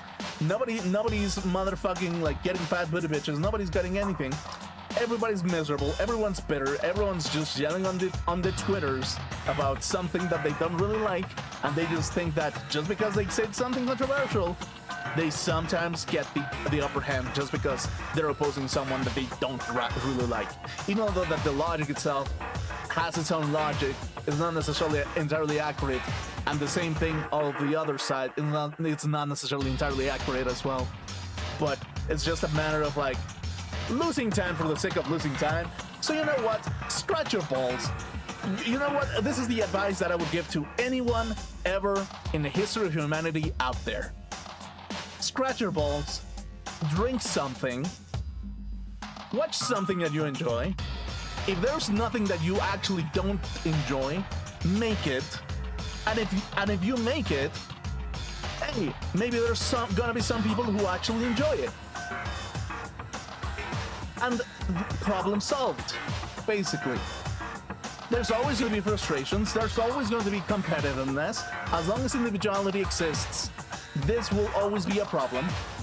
And if we are to remain human, that will always be a problem. There's no other way around it. If you want to have the world of absolute perfection, you are talking about divinity and the world of divinity in which everyone thinks exactly the same and everyone is a robot at that point, and there's no single thought that is ever to be done against someone else. And what does that sound like, actually? What does that actually sound like? That sounds like an absolute tyrannical kind of like setting where everyone has to obey the rule of the one. So, you know what? Just go with that. Just enjoy yourself. If you don't enjoy yourself, make something that will make you enjoy yourself, and maybe you'll stand out because of it. Point done. Do you know about the final days of the reserve course students during the trial of the Hochik Academy? Final days? Ego has the power to change people's values. This is also true of famous people throughout history. Hey, what do you mean final days? What happened to the reserve department? They fulfilled their role as dispensable limbs. They believed in what they needed to do. And so the 2,357 students of the reserve department all committed mass suicide. Yeah, that's what I mean, basically. But mass suicide? All of 2,357 students? Oops, it wasn't all of them. One person was excluded. Huh? Is that me? I don't believe it. There's no way I can believe this. Ultimate despair. Junko Inoshima. It doesn't scare me at all. I mean, Junko Inoshima's already dead. Huh? Ultimate despair has been added to the Truth Bullet section of your handbook. Reserve department has been updated in your handbook. Check the Truth Bullets menu to review it. Okay, yeah, that's the thing. Hey, Fuyuhiko, is it true what you said? Junko Inoshima is already dead? Huh? What? You didn't see? There's a book called Manga for Morons, Killing School Life in that bloody classroom. Blood classroom? No, wait, what was it you said about the Killing School Life? Like, the killings we were involved in, they were killings that happened at Hope's Peak Academy. As I recall, the mastermind took her own life because the remaining students worked together to defeat her. Yeah, that's what it was. The Killing School Life ended up failing in the end. As a result, the 6 students who survived managed to escape from the academy. For the manga about the Killing School Life, it was drawn with a lot of silly images and dumb gags. According to that, the mastermind behind the failed Killing School Life was Junko Inoshima. Mastermind took her own life, which means Junko Inoshima is dead. つうか Unless it turns out that killing school life was part of that whole biggest, most awful, whatever incident. Junko took away the memories of former students of Holy Speak Academy and forced them to kill each other. Former students of Holy Speak Academy, and she took away their memories. That's just like us. Apparently, the whole thing was being filmed by surveillance cameras and broadcast worldwide. There's a limit to being a cruel asshole. The surveillance cameras were broadcasting the whole thing.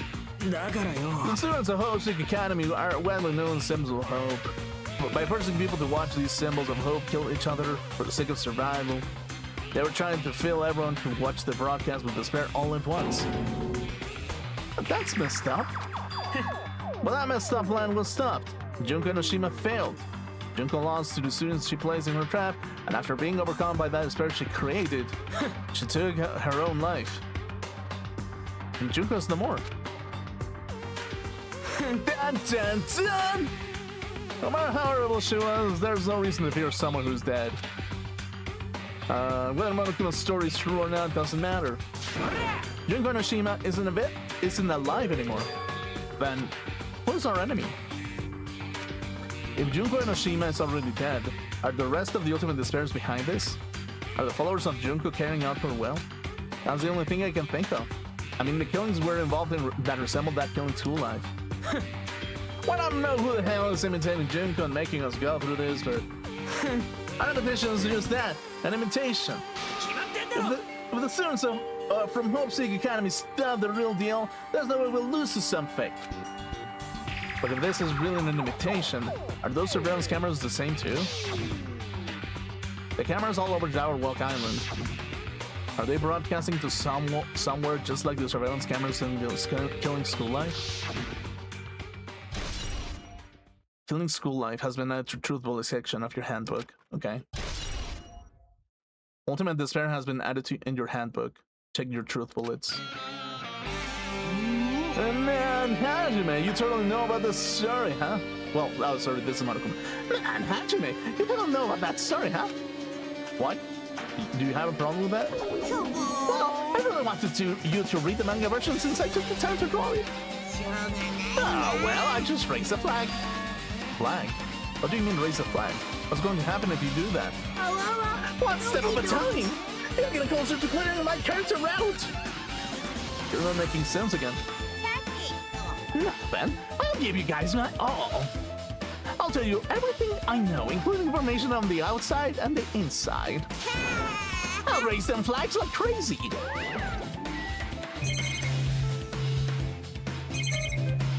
Okay, sure. What a surprise! Do you want to hear about the Ultimate Despairs again? No, I don't really need you to. Even though the term Ultimate Despair refers to a group of these days, it was actually a term used to describe Junko Noshima, the original Ultimate Despair. He just started on his own.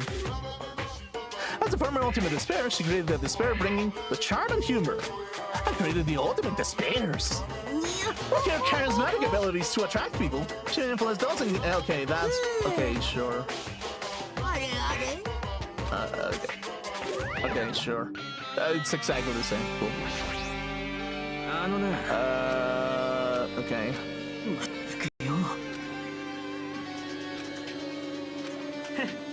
But I messed up line was a failure. Junko lost the students to the students of Hope Seek Academy and took her own life. That's why Junko Noshima is no longer in this world. No matter how horrible she was, there's no reason to fear someone who's dead.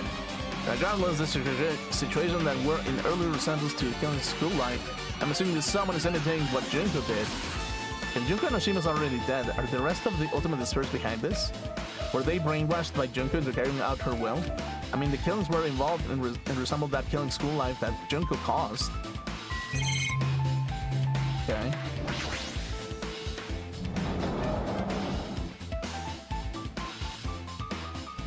Huh? It changed to a different hallway again. It's so sudden. What's going on to make something like this happen? Now, I've already decided that I'm not going to be surprised. That's right, there's no time for me to be surprised by something like this.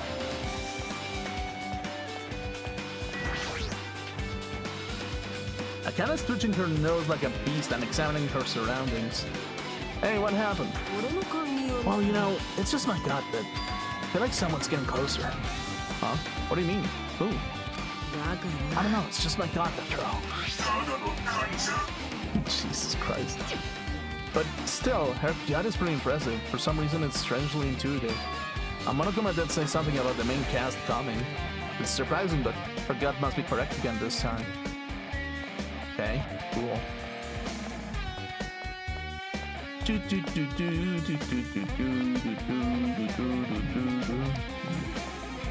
this is the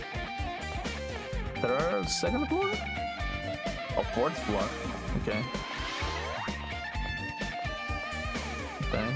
I'm spinning around at the speed of sound. There's some bitches doing whatever a bitch does. Oh, that's Data Lab. That's the stairs. Oh, the music room. I can go here, I guess.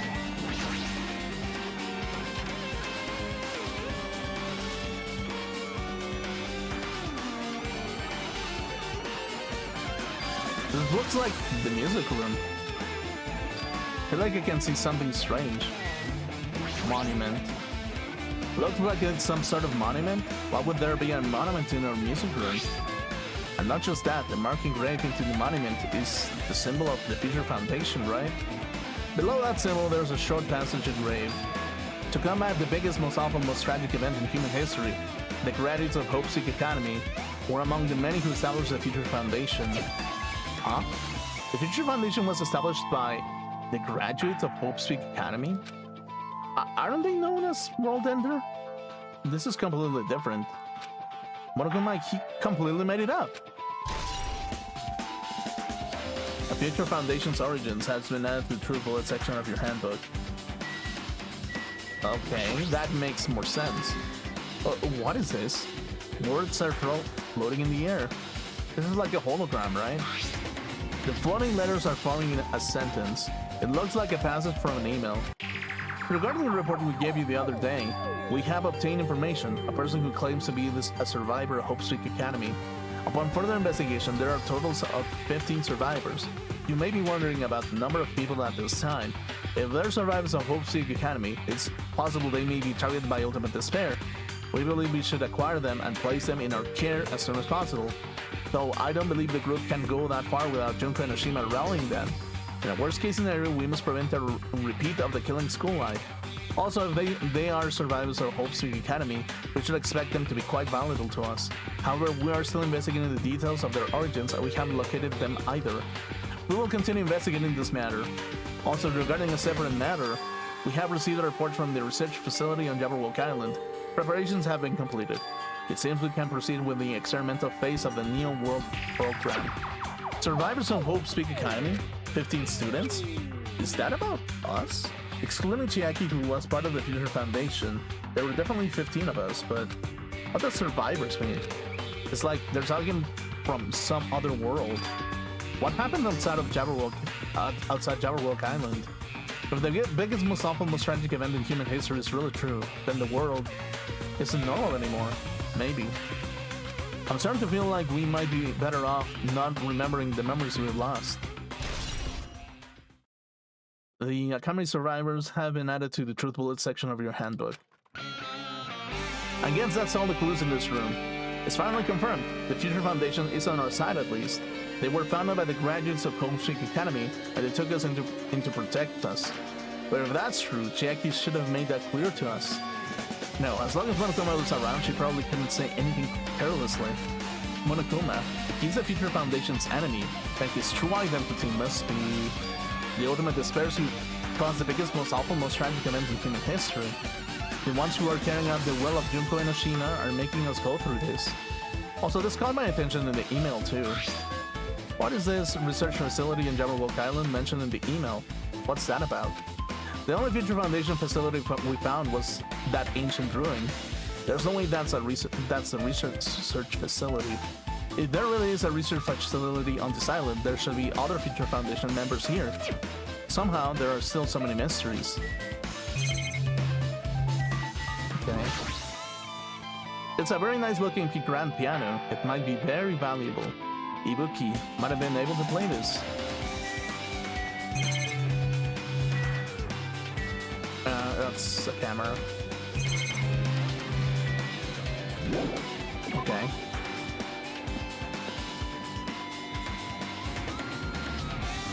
Okay, that's the music room.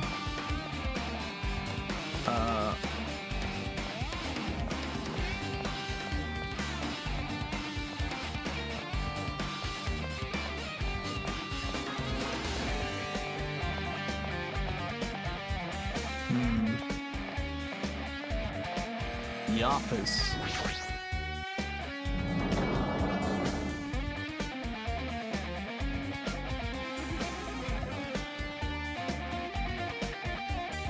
This feels different from a classroom. もしかしてよ That's probably the office, right? I mean, the room kind of has that stuffy teacher vibe to it. The office, huh? Now that we mention it, it doesn't look like that. Yeah. Come on, Bartley, have you seen Miss Sonia? I don't see her anywhere. How much longer is this guy gonna be obsessed with Sonia? Give it up already. Hey, have you seen Miss Sonia? I don't see her anywhere. Damn it, I'm really worried. What if something happens to me when Miss Sonia is looking? Guy is so useless sometimes. There are letters floating in the air, like the music room front earlier. It looks like a passage from an email someone wrote. I think it's the same one from earlier. I guess I should read it. We understand this matter regarding the survivors. In order to safely acquire them, please do your best and continue your investigation. However, you must exercise extreme caution concerning the remnants of despair. Even though they have lost Junko and Oshima, the fact remains that they are incredibly dangerous. Even after her death, the tragedy has not ended. Perhaps there's still a leader on par with Junko and Oshima. As long as we do nothing about the remnants of despair, we will not be able to end this incident. For this reason, the remnants of despair must be immediately eliminated once they are discovered. Everything is for the sake of a shining future. Immediately eliminated? Does that mean this is an order to kill them? That doesn't sound peaceful at all. Well, I guess that's understandable. If the biggest, most awful, most tragic event in human history is as terrible as it sounds, it's pretty much all-out war. If the remnants of despair are ones waging that war, there's no way they'd be forgiven that easily. Remnants of despair. Interesting. Flowers on top of the desk? Plus, they look strange to me. Are my eyes just tired? Okay.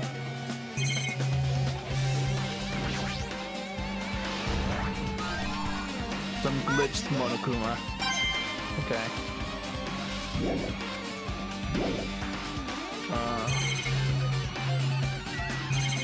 Oh, list of subjects. There's something written on the blackboard. What's written here? List of subjects is written on the blackboard in large letters. Just below that are names I've seen before. Hajime Hinata, Chiaki Nanami, Kazuchi Soda, Kane Owari, Sun in Remind, Peko Pekoyama, Nagito Komaeda, Gunhan Tanaka, Ultimate Imposter, Teru Hanamura, Nakamaru Nidai, Fuyuhiko Kusuru, Mahiro Koizumi, Mikan Tsukimi, Ibuki Miyoda. So everyone, there's a newspaper posted on the blackboard. Below that, Hyoko Seiyonji is written there. What is this newspaper?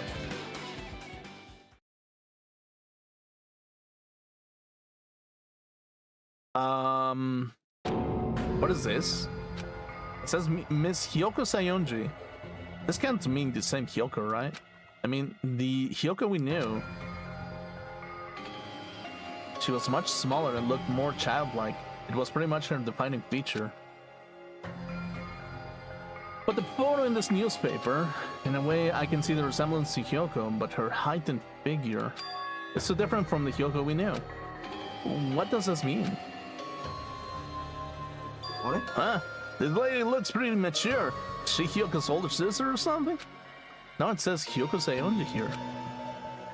Oh. And Hyoko has an older sister with the same first and last name. An older sister with the same first and last name? だってよ That's the only explanation, right? I mean, look at it for yourself. That's not Kyoko. But did you ever hear her mention an older sister? Well, it's not like I was that close to her or anything. She doesn't have an older sister. Kyoko is the Sayonji's family's only daughter. If she doesn't have a sister, then a relative? No, there's still too much of a resemblance. 何言ってんの That's Kyoko. Huh? そんなわけねえだろ What are you saying? Kyoko doesn't have a curvy body like that? Like this? I mean, she was famous for her childlike figure. She got away with all kinds of crap looking like that. I don't know what to tell you. Maybe she had a growth spurt? What are you saying? She's already dead. There's no way she could have had a growth spurt. 今日は白 Oh, い regardless, all the clues I've provided are true. If they weren't, it wouldn't be fair. What the heck? This is the truth? If this is the truth, then Hyoko is in Hyoko's in this newspaper. Is he really saying that this is the same person? That's impossible. I mean, how can there be a photo of a grown-up Hyoko when she's already dead? Why does this even exist? Photoshop. Could it be related to that list of subjects over there? Huh? If it says subjects, maybe it means there was some kind of experiment, right? If that experiment changed Hyoko's body... Oh, what am I saying? Just saying it out loud makes it sound messed up. What experiment? If it's some kind of experiment, it would mean that we're also test subjects, right? I mean, our names are also written on the blackboard under that list of subjects. But what kind of experiment was it? What's going on? Does not have anything to do with the time travel.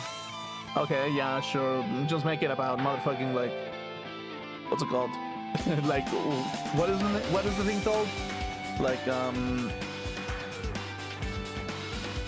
I forget the thing. Steins Gate or something, yeah. List of subjects has been added to the truth bullet section of your handbook.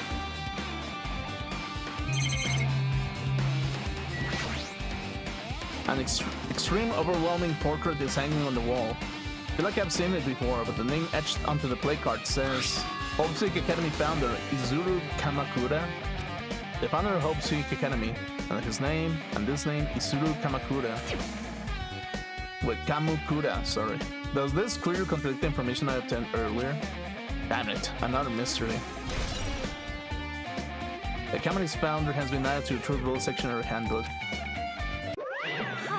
Okay, with this, you've totally erased all the flags on this floor. Congratulations, Hajime. You shall now go to the next stage. Next stage? In here? Yeah. Damn it, not again. The hallway is different from the last time. Because the flag mentioned is raised, I moved to a different hallway than the last. But how can he do that? No, now's not the time to be confused by that. Thinking about it is just gonna waste my energy. Okay. The hell?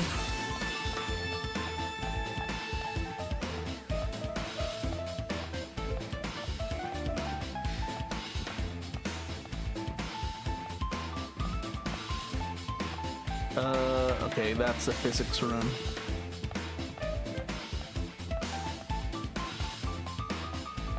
Third floor. Wait, so where am I going exactly? What am I doing? What the fuck am I doing? What am I doing? Spin. Oh, there.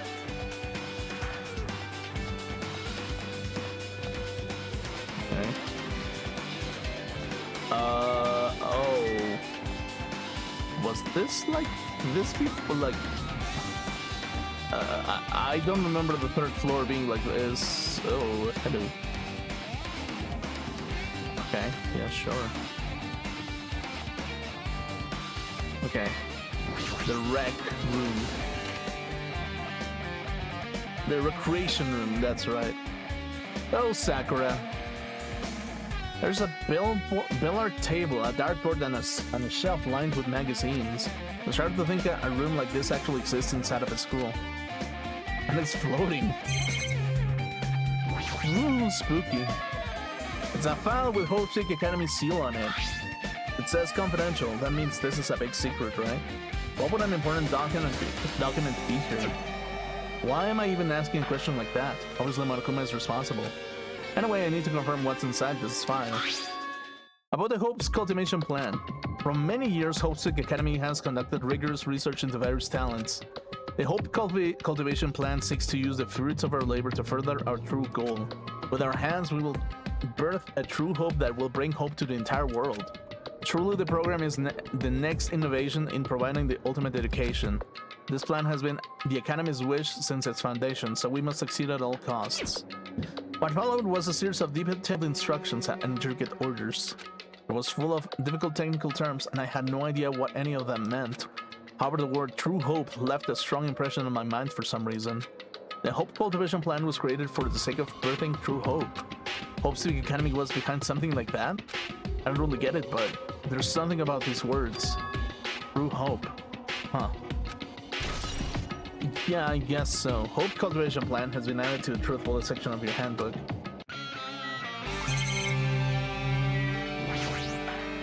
It's a nice firm-looking leather sofa. It looks like it'd be comfortable for anyone to sleep on. Okay.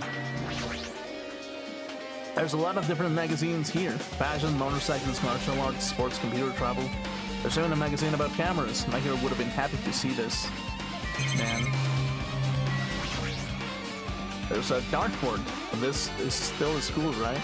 Or did Monokuma just randomly make this place? Hopeful key. This hologram again. What's this one say? It looks like another email passage. Regarding the report we gave you the other day, we have finally succeeded in acquiring them and have placed them in our care. Though were all dispersed, we were successful in acquiring all 15 of them. Due to the fact that we are unable to ask them about specific details, it is unknown how they managed to survive the tragedy. It's been reported that some are wounded, so it seems certain that they survived under harsh conditions. For the course of our detailed investigation, we have determined that they are the same age as the others, but we have decided to entrust them to the survivors of the killing school life. As for the remnants of despair, there are still no solid leads regarding this matter, and we have no new information to report. We will continue with the investigation. Once they are discovered, we shall eliminate them immediately. Everything is for the sake of a future filled with hope. Remnants of Despair has been updated. The Academy Survivors has been updated. Okay. It says there that they succeeded in acquiring them and have placed them in our care. That means we should have been protected by the Future Foundation, right? Then why is this happening? If the Future Foundation was protecting us, why were we forced to kill each other on this island? Well, I guess it's not possible that the Future Foundation set this all up. Okay. Imagine, if you keep warning like that, you're gonna get a toothache and collapse. It's your fault. What is this hologram thing anyway? It's exactly what it looks like. They're the Future Foundation's emails. I thought they made up Earth Blue, so I did a little bit of hacking here and there to get them. You can even do that? Whoever's controlling you seems to possess many talents. Well, who cares about me anyway? That's not important at all. There's no way that's not important. His true identity should connect everything to what's happening right now. Okay. Keep here. That's interesting. Oh, looks like I'm in a different hallway again. I'm pretty used to it by now, but even so. What is this what is this space? Am I dreaming or something? I mean, this is just totally disconnecting from reality. Oh, Akane. Hello. It's close. It's very close. Someone is coming. Akane's switching her nose and examining her surroundings. They're definitely real close. At least that's what my gut's telling me. Answer this with your gut. Is it an enemy or an ally? Let's see, my gut feeling is... They're both. うん She's right, they're both. Both? What do you mean? おめえ I な don't know all the details, but it's just my god after all. Well, that's true, I guess. Okay, sure.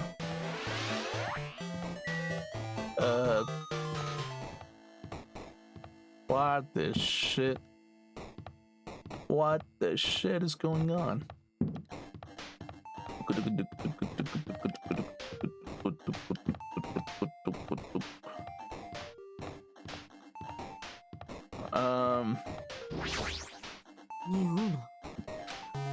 Okay.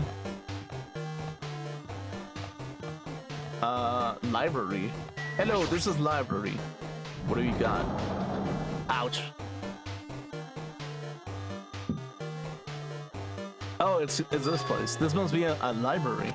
Morgan probably left something here too. I should hurry up and find it. Okay. This hologram again. It must be another one of the Future Foundation's emails. I should read it. There's no doubt that that it's another clue. To Future Foundation 14th Division, Makoto Nagi. Where are you guys? What are you doing right now? What are you doing is a serious act of treason, do you understand? Why are you protecting the remnants of despair? It should be abundantly clear to you how dangerous it is to keep these people alive. Stay calm and think about this carefully. You guys are being lied to. Think carefully about what's important to bring the light of hope to the world. The 6 of you joined the Future Foundation because you agreed with our ideals, right? The Future Foundation rescued you from the tragedy you survived and cooperated with recovering your memories. Immediately return to the remnants of despair to our headquarters. Unless we eliminate them, the tragedy will never end. Everything is for the sake of a future filled with hope. What does this mean? This email suggests that someone was trying to let remnants of despair escape. These emails addressed to Makoto Naegi. But he's with the Future Foundation, right?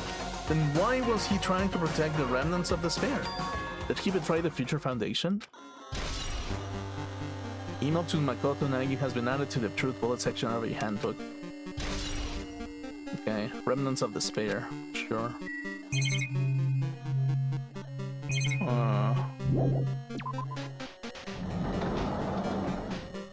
Interesting.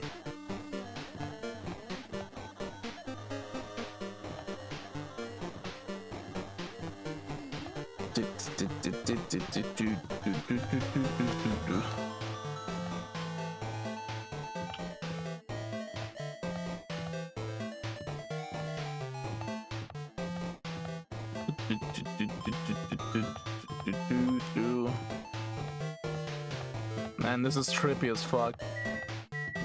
To be or not to be, actually.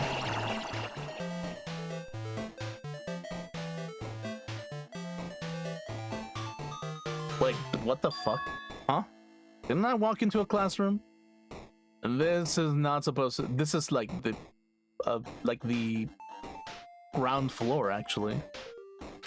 I don't really get it, but this looks like the laundry room. There's no use worrying about it, but I was in the school and now I'm suddenly in the laundry room. Oh, hello, the Junko Enoshima. Okay, first I'm on a film over here. Boom. Wow, wow.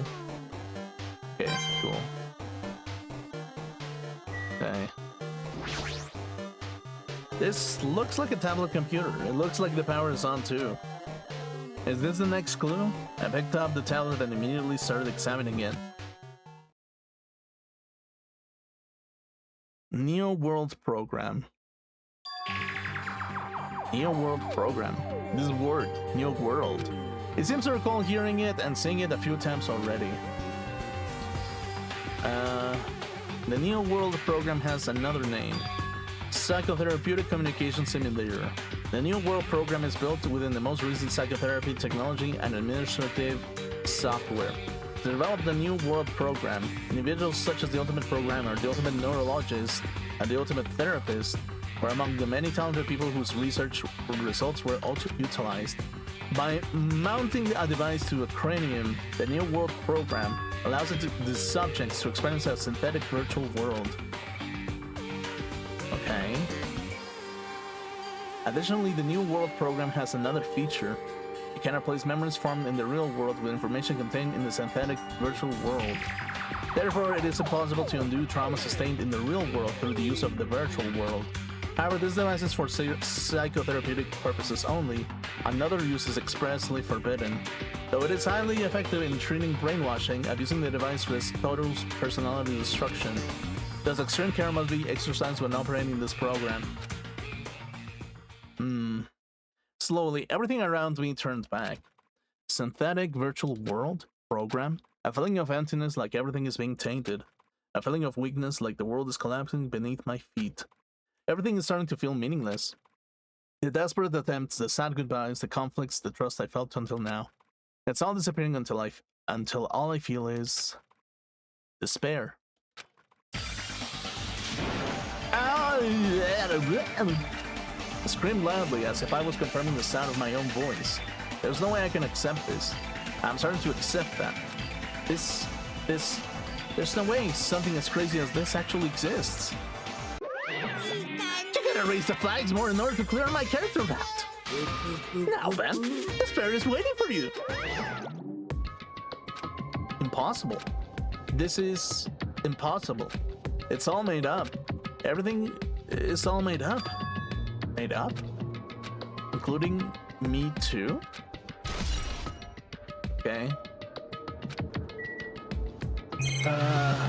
Cool.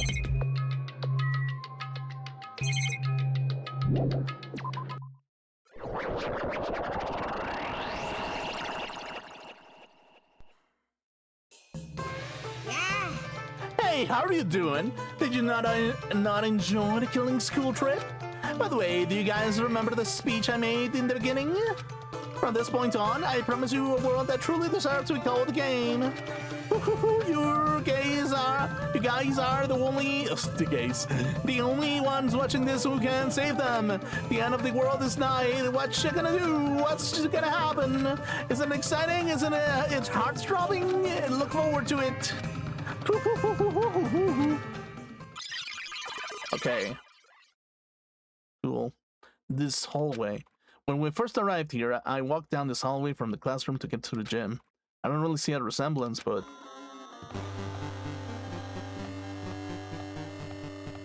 Okay. So it is kind of the same, actually.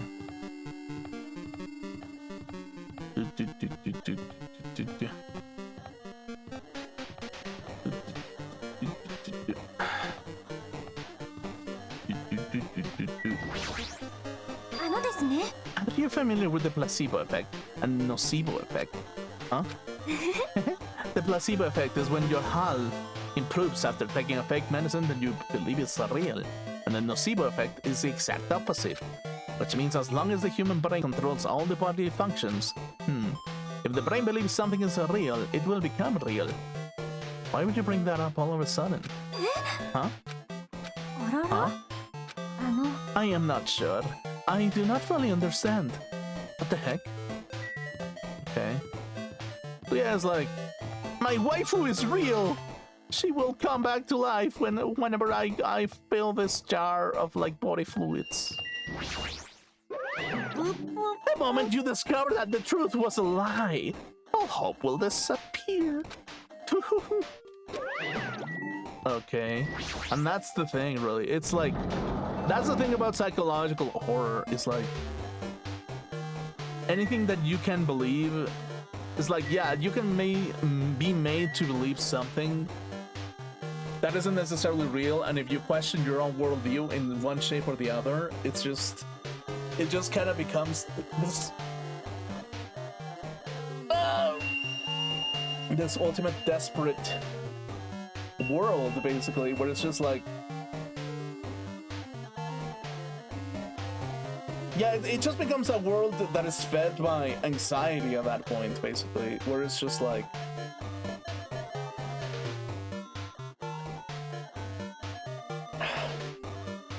that's the thing about marketing in general, right? Where it's just like, if you think about it, like, a lot of the products that we kind of purchase, we don't actually need, basically. Like, you only need water to live, you only need, like, potatoes, you only need, like, some kind of meat. You really only need that kind of thing. But it's like, is it enjoyable to actually live that way, or if there's a possibility that you can eat something better, do you imagine of that, and do you dream of that? And it's like, yeah, well, that's the thing, basically. It's just like, it just becomes a matter of context, basically, where it's just like, if you think your reality is as far as you can get, that's as far as you will get. If you think that within your reality you will reach something beyond your expectations, well, it just becomes an emotional investment in which you think that there is something else that you will reach if you work hard enough, basically. Which is kind of like, it kind of becomes this kind of like otherworldly scenario where it's just like, yeah, it's like, to the expectation of the unknown is the only thing that there is for you to kind of approach a different situation in regards to that type of thing, basically. So, in a sense, it's just, what is like the right mindset in a psychological horror setting where there's people who are telling you that there are things that are real and aren't real?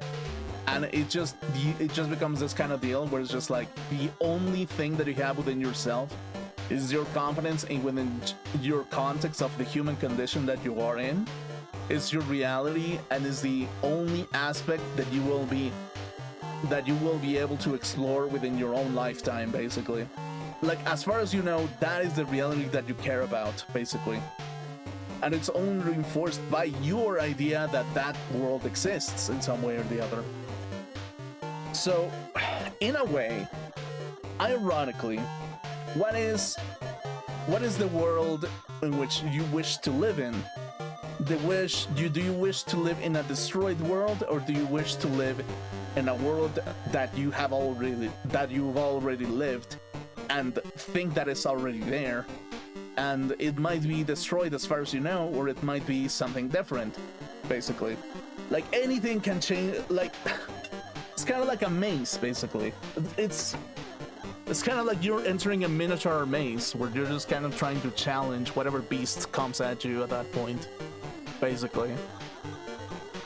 So, but that's the thing, is like, it can be a beast or it can be a reasonable being at the end of the maze. You don't really know. It can be a challenge or it can be something easy. If you believe that it's easy. If you believe it's challenging, you will fight something challenging. If you find something easy, well, it will be something easy. And that is the thing, is like, if the entity is sentient, if you think that the sentient is there to challenge you, they will sometimes play along to see what you're trying to get at, basically. Sometimes they just play along out of fun, or they just do it because they're just do whatever it's in front of them. That's what they do, basically. Monkey sees, monkey does, basically. So yeah, it's like, how do I put it? What worldview do you portray to everyone who is around you? Do you portray the world of despair? Do you portray the world of like a dirty reality? Do you portray what is truthful, or do you portray something that is logically and reasonably something to worry about? Like, what do you portray towards the people who are listening to you and that are around you? What do you give them? What idea do you give them, basically?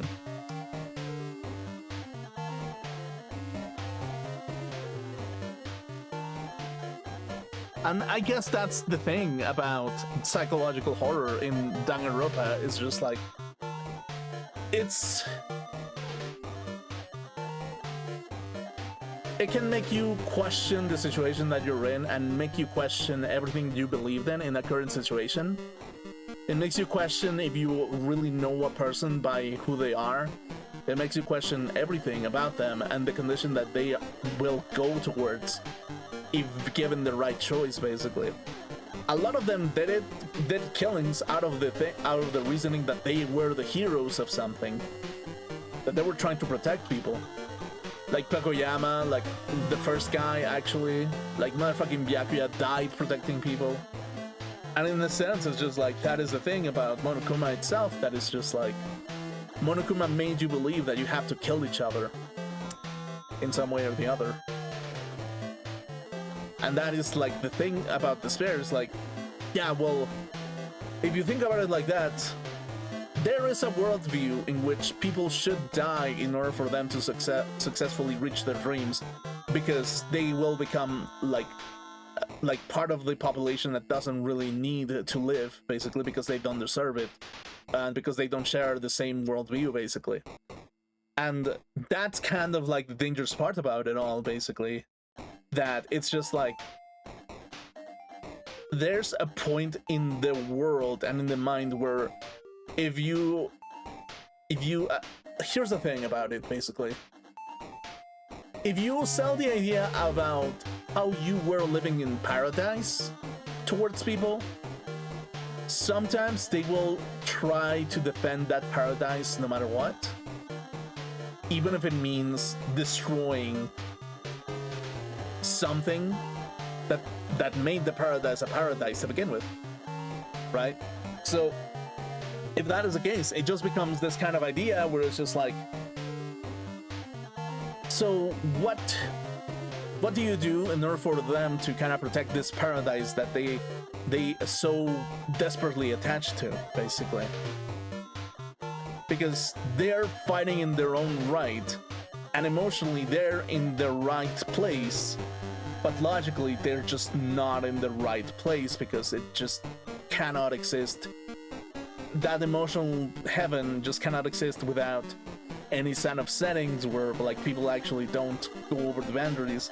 And it's like, contextually and culturally speaking, there's always that kind of rule. There are those rules where they think that some people really need extra boundaries in order for them to kind of coexist with one another, basically.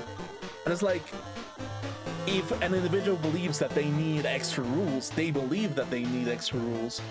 If an individual believes that they don't need as many rules, but they need a certain type of education, that's what they believe in. And if their education makes them believe that that is the world that they need, that they have to create and defend in some way or the other, that's what they will believe in as well. So, in a way, it's kind of like, it kind of becomes, I kind of understand despair to its core now a little bit more, basically. It's just like, I understand my despair. I don't understand the essence of despair in its own core in itself. I just understand my own despair because that's kind of like, I know what despair is to me, basically. Like, despair to see a world without art, without any kind of meaning, without anything. It just means the destruction of it, but it's not necessarily that it ceases to exist in the outside world, because in some shape or the other, it just is within me to kind of have that kind of like creation towards the essence of creation, basically. The essence of creation is what it is. It's just like the plant has been put inside of me. Therefore, the only reasonable thing to do at that point is to actually build it into something that is worthwhile and it's meaningful in that regard, basically. So, and it's like, it will only have meaning towards me only, and maybe people who have found that type of meaning within the things that the values that we share, basically. So yeah, in a sense, that's kind of like the core of like Danganronpa. It's just like, how many ideas can you put into a person until they break out of their educated nature, out of the heaven that they've built themselves into. As like, it's kind of like a psychological experiment that, in this case, it continued to give people who kept killing other people, basically, out of the despair that there is something to run away from, basically, that there's something that there is to be destroyed, instead of trying to coexist, which is the idea of monomi, basically, where it's just like, yeah, don't fight each other, try to coexist with each other, try to find meaning out of it. And in some way, if you think about it, monomi was kind of like the right mindset, if you think about it. Monokuma is the despair, the essence of despair that kind of like taints every single human being, and he's like he's the knife that is given to another individual human being at that point. So yeah, that is the thing. And it's like, in its own way, I can see why people kind of try to take away like the idea of human beings being harmful to one another, because it's kind of like a lot of the times that just can mean a lot of things to other people. And it's like, more often than not, it's way more difficult to kind of have, I mean, it kind of lays down onto the people's shoulders to say that you must be harmful in order for you to defend yourself, basically. Because by nature, it is to be more harmful. But that is the thing, really. It's like, if you are not harmful enough to even defend anything that you have within yourself, you will never see anything that is like worth anything, basically. You will only get the remains of whatever people think that they don't need, basically. So that's the thing. That's the thing about like life in general. And it's like, in some ways, like that is like the idea of like a value in its own way. Actually, I've said this idea of value before, where there are some people who feel more valuable or less valuable depending on how much attention you give them because of who you are to them, basically. And it's like, that is the thing as well, that is like, how much value can you give to another human being without them going insane, without them losing themselves, basically.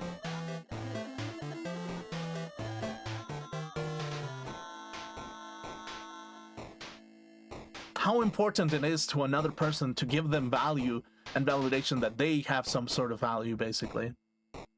How important it is to maintain your own values and therefore your vision to remain valuable as well within your own worldview. And it's like, that's the funny thing, is like, even within your own philosophy, within your own rules, you even have your own value, basically.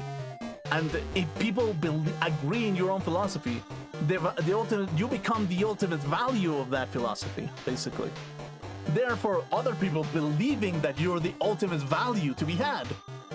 And it's like, in that sense, it just becomes this kind of like idea where like, everyone must have a piece of you because you are the most valuable thing, or you are something of value at that point, really. So in a sense, it's like neither being like a fucking carpet or being the absolutely ferocious berserker seem to work either way.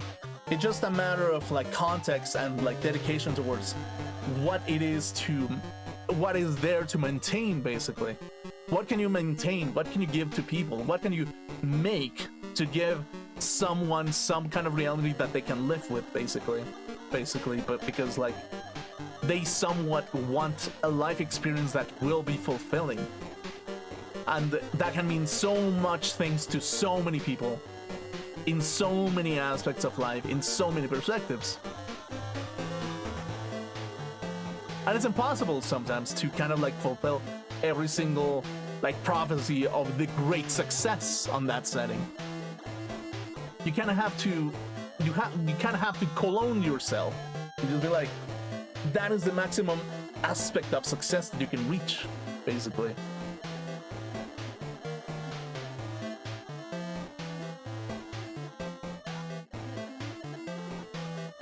And it's like, even if the world was made out of gold, there is a terrifying world where that gold just will become limited, basically.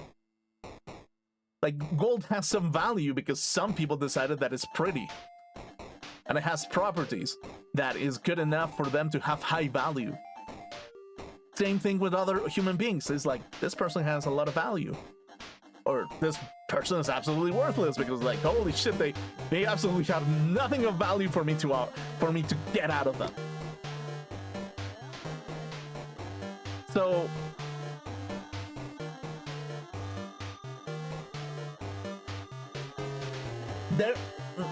the answer just becomes that, the same one.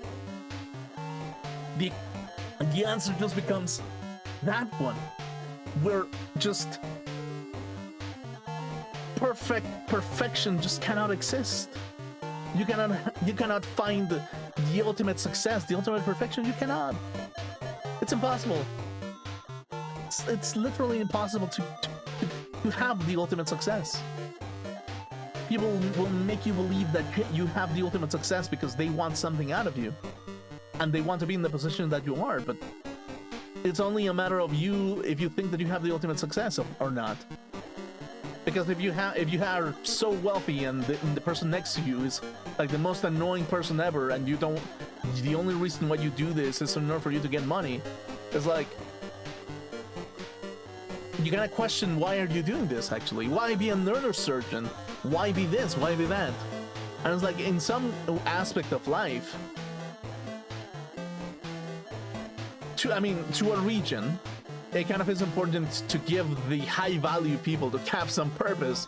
Otherwise they will leave the things that are absolutely valuable. Like, you're not gonna waste a lot of money training a neurosurgeon in order for them to never do their role ever again. Like, that's the thing, really. So, in a sense, it's just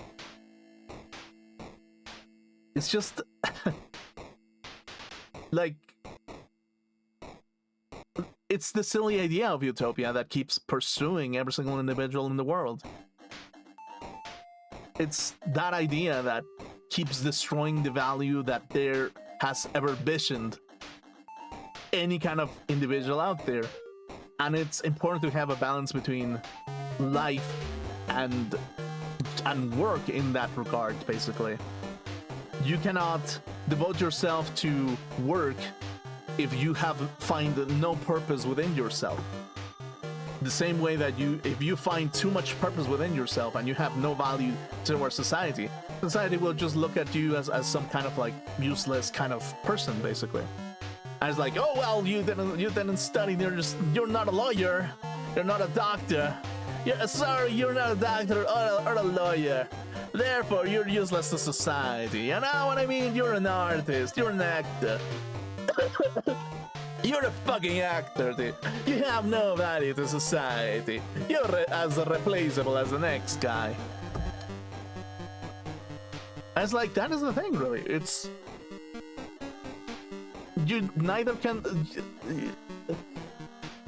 You need an absolute balance between both in order for you to have a pleasant human experience.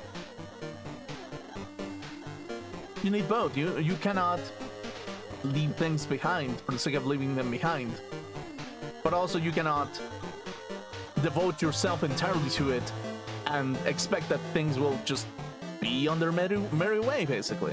You just cannot, sometimes. It's like, yeah, well,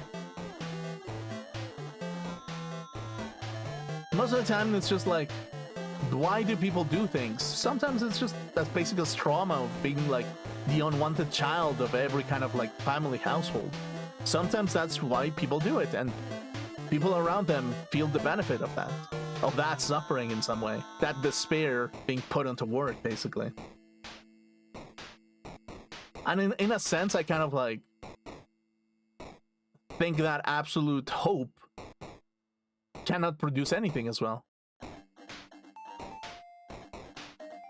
Like, if there's nothing to care about, if there's nothing to worry about, you will never move towards anything. You can be hopeful about the future and everything, but if you're too pleasantly sitting that no harm comes your way, you will never do anything. You will never move because you're too comfortable. If you're too comfortable, there's nothing for you to do. You're just comfortable, and that's it. So neither side of the spectrum works. Just a balance, just a way to balance things out in order for you to live. And most of the time, the only way that you can come into this reasoning is if you actually come into that conclusion yourself, not if somebody else tells you that, basically. So, yeah, it's like, Yeah, maybe you do enjoy your McLaren, Bugatti, whatever the fuck you have, but think about it in that perspective. Do you want to live in a world where women only want you because you have a Bugatti? Or do you want to be a Giga Chad and get an Alfa Romeo? Get an Alfa Romeo. Because even the bitch will see, hey, you got some good taste. Hey, let's ride out, actually. Let's, I don't know, it's like, you got a two-seater? Okay, I'll work myself out because this is a Giga Chad car, actually. You know? Like, you got an Aston Martin? Oh wow, you're a little bit of a snob, aren't you? Yeah. Oh, but you got an Alfa Romeo? Ooh. Hold on, good sir. That's nice, actually. Oh, Mercedes-Benz. Oh, you're a fucking accountant. Ew, disgusting. Disgusting. Get those numbers out of here. Oh wait. You got like a motherfucking Pagani Sona over there? I mean, damn. Okay. Oh, you got a muscle car. Yeah, I like hillbilly movies as well. Let's go, or something. It's like that's the whole thing about meaning in its own way. Sometimes the meaning of sometimes stereotypes. Sometimes they help, sometimes they don't, and more often than not, it's just like what meaning you get out of it. Do you want an intelligent person that kind of looks beyond that and looks at individuality as it is? Or do you prefer someone who is easy to predict and is just like a stereotype? Well, there's options at that point, basically. So, yeah, I don't know. I'm rambling way too much, basically. That's impossible. There's no way something this big would be floating like this. But what in the world is it? And the moment I looked in that object...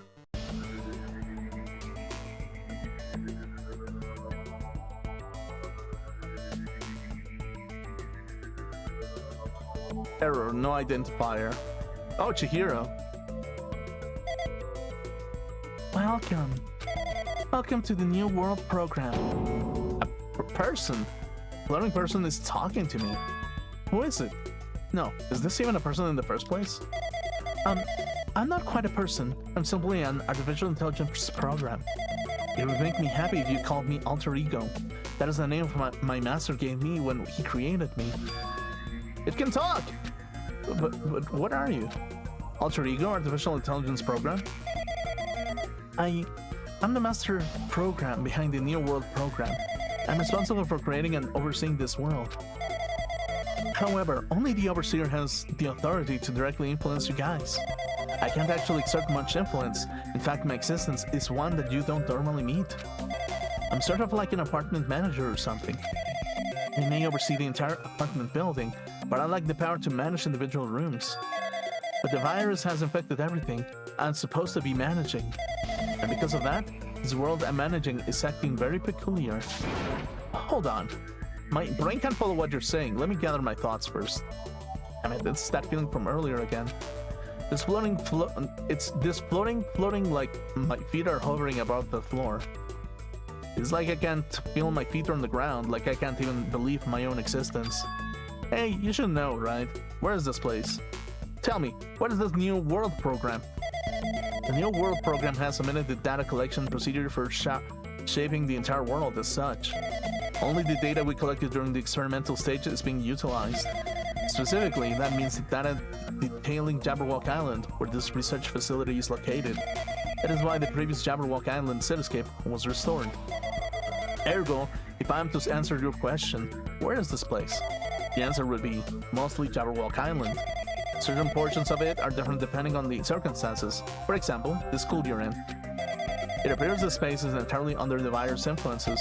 That's probably why I'm appearing before you too. However, even without the virus, these circumstances are a bit unnatural. It seems the launch was rushed. Because of that, there wasn't enough time to collect any data. I'm sorry, I don't really know the circumstances of the outside world. After all, I'm simply the overseer of the New World program. most of its words. I understood what they meant, but I couldn't understand what was being said. There was no way for me to acknowledge it as the truth. It would make so much more sense if this was a fictional world. Wait, you're saying that this world is a fictional world? I feel like I can't believe what's going on here. This missing sense of reality, all the mysteries, all the truths, they're all just fiction. Is that... Even so, I need to know. I need to know what this world is. Hey, can you tell me? Hey, can you tell me? What was the Neo World program used for in the first place? The Neo World program serves only one purpose. It is used to make the real world a splendid one. I guess you can say it's a program for creating hope. A program for creating hope. But the fact that we're here and the fact that we don't have our memories, that's all the program's fault, right? Deleting memory is the first step towards replacing memory. Yeah, that's the thing, is like... I kind of get why that thing exists, actually. Because if you think about it, if you delete something out of the memory of the individual, that is problematic to the point that it's just... It just becomes like it's like a trauma that causes them to self-destruct in some way or the other because they think that they don't deserve anything, or like they just self-destruct because they don't deserve anything because of the condition that they're in as well. It's just like, it kind of makes you like a little bit like to know what it kind of means to other people. And it's like, there's gonna be other people who will see other things of other people and think that this will harm you in some way or the other. Therefore, in order for you to kind of like have kind of some kind of thread of reality within yourself, you kind of do need to have some logical aspect towards what you are as an individual and distance yourself even although that there are depressing things that you believe in that make you self-destruct in that sense. Because if you remove that, it's kind of like a surgery of an infection of like trauma and resentment that can make you eventually become kind of like a weapon of destruction because of that resentment, basically. Because at that point, you kind of like, if you see the evil in things that aren't evil to begin with, out of like pure spite or jealousy, spite and jealousy becomes an absolute tool of destruction, and it just becomes the motive for you to continue destroying things in the future, basically. So in a sense, if you think about it in that regard, this future foundation program eliminating everything out of your memory is like it's a rational way for you to say, hey, maybe there is some trauma and resentment that this person had within their childhood because they weren't treated as they wanted to be treated. Therefore, they will maybe look for something to fill that emptiness within themselves in order for them to kind of like feel happy. And that will be their life quest in some way or the other. Even if it means the path of destruction, if they get what they want in the way that they want it, they will be happier in that regard.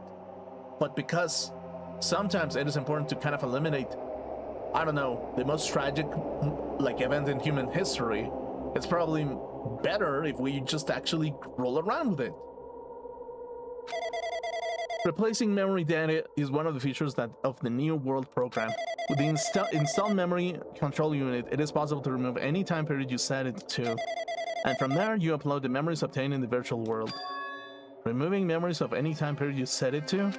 Tamanoko was right, we did lose our school memories. But why? Why us? Why were our school memories taken away? There's a reason for that, right? That is a mystery to me too. Putting the program on the survivors of Hope Seek Academy while it's still in experimental stage. I'm sure there was a very good reason. I mean, my hunch is telling me that is the reason why. But unfortunately, I don't know what's happening in the outside world. I'm sorry. Are you saying we're lab rats? That's the only thing I can think of. Sounds like we're just lab rats. The Future Foundation did that to us? And it's like, that's the also another like ironic thing as well. It's like, in some way, if you think about it, if you believe that you're a lab rat in a lab rat scenario, you are a lab rat in that scenario. And it's like, there are people who do believe that other human beings are lab rats in some setting, but in some way they can have the power for them to treat you like a lab rat. But if the terror that brings you from the belief that you're a lab rat becomes very present in your life, it just is a path towards self-destruction as well. So in a sense, it's kind of important to kind of be like, there's just different perspectives in which people will look at another and think of them as lab rats, but that's just an answer that another human individual being will say, not a definitive answer towards the great scheme of things, but rather a definitive answer to a human being that believes that other people are lab rats, basically. And I feel like that is the most important fact to take into account, basically. It's just that is the curse of intelligence and the curse of position. Within their own world, they are trapped in their own devaluating system of the human condition. They just think it's a condition that they can take advantage of, and that they're in a position for them to abuse. But it's just like, and they think, well, it is my rightful duty as the smartest man in the room for me to fulfill the duty that I'm supposed to do, outside of the reality, outside of the boundaries that were set before in the human decency. But you know what? Let's use this useful data in order for us to get to a hopeful, productive point at that like situation, basically. So yeah, it's like, in a sense, that is the curse of humanity in its own way. But it's kind of funny to think about it from an outside perspective, basically. Are you below? Are you above? Are you in the center? Where are you? Where are you exactly in society if this is what is happening to you? What are you supposed to be? Are you really defending what is rightful? Are you truly defending something that is rightful by taking away the free will that they have? Are you taking away the very little free will that humans can get by the probability of chance of having a family that takes care of them, or it's very cares of them enough, basically? Are you willing to take that chance away from them for the sake of hope? Are you willing to set a horror setting which they are cattle and they are to be managed as individuals at that point? Are you that malevolent chess master that is willing to mold everything around you because you think that you are in the right side of history and in the right position to do so? And it's like, I feel like any sort of individual that has the power to do so, and has the capabilities to do so, and that can do so, will do so in some way in which the individual can live with, until something bad happens and their judgment becomes questioned. Otherwise,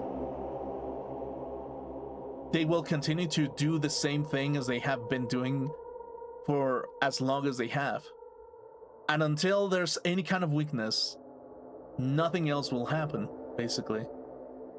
And it's like, at that point, it just becomes this kind of idea where it's just like, if you're human, you understand that you are capable of mistakes, basically. But admitting mistakes means that to entrust you with the idea of judgment is not something that we should do, because you have become unreliable at that point. So if you're unreliable, who are we to trust at that point? something outside of the human reality? Do we trust into the divine ideas of something that it does not have human necessity? Because even if we do so, human necessity will come right around with the same logic.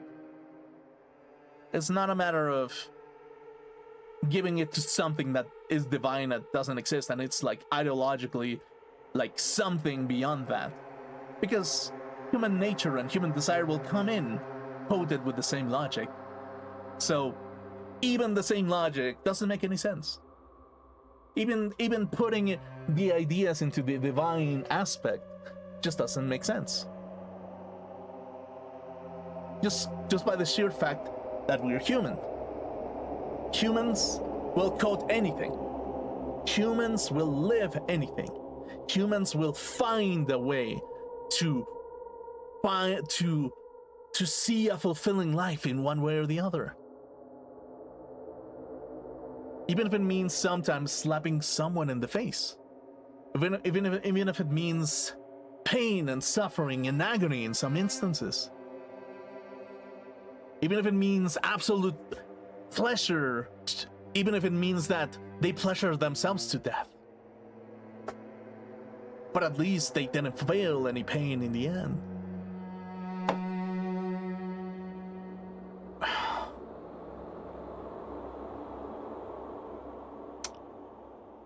That is so terrifying, actually, to think about. It's like, it is one of the most psychologically horrifying things to go through, to be in that position, basically. It is one of the most horrifying positions that you can be in. Because you kind of have to act like a divine being most of the time. You kind of have to act like it. You have to say that you make no mistake and that there's nothing wrong to happen. Even if destruction is on the hillside and you maybe feel it, but that is not true, because like if we believe that destruction is on the hillside, destruction will be on the hillside. Because we believe that we're safe. So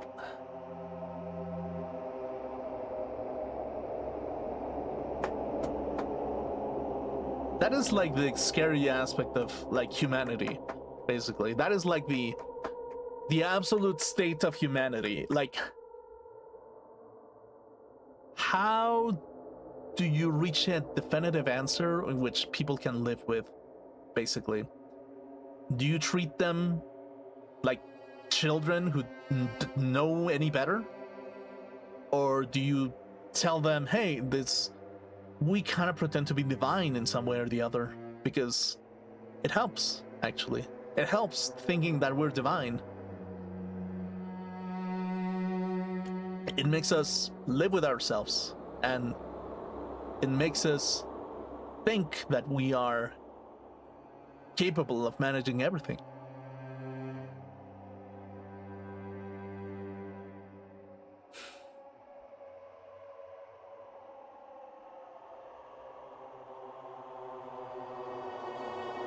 So yeah, it's just it's up to the individual, basically.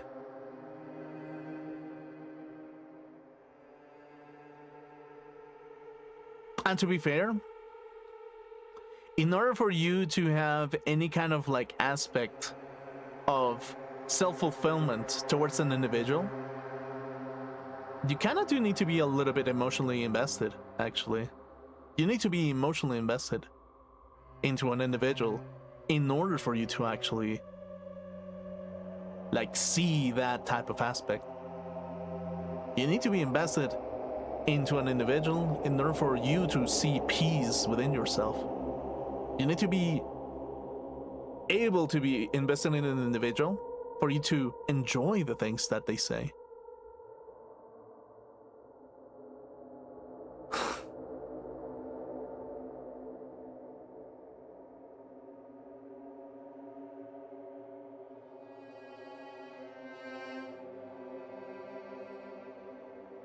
So what it is, the most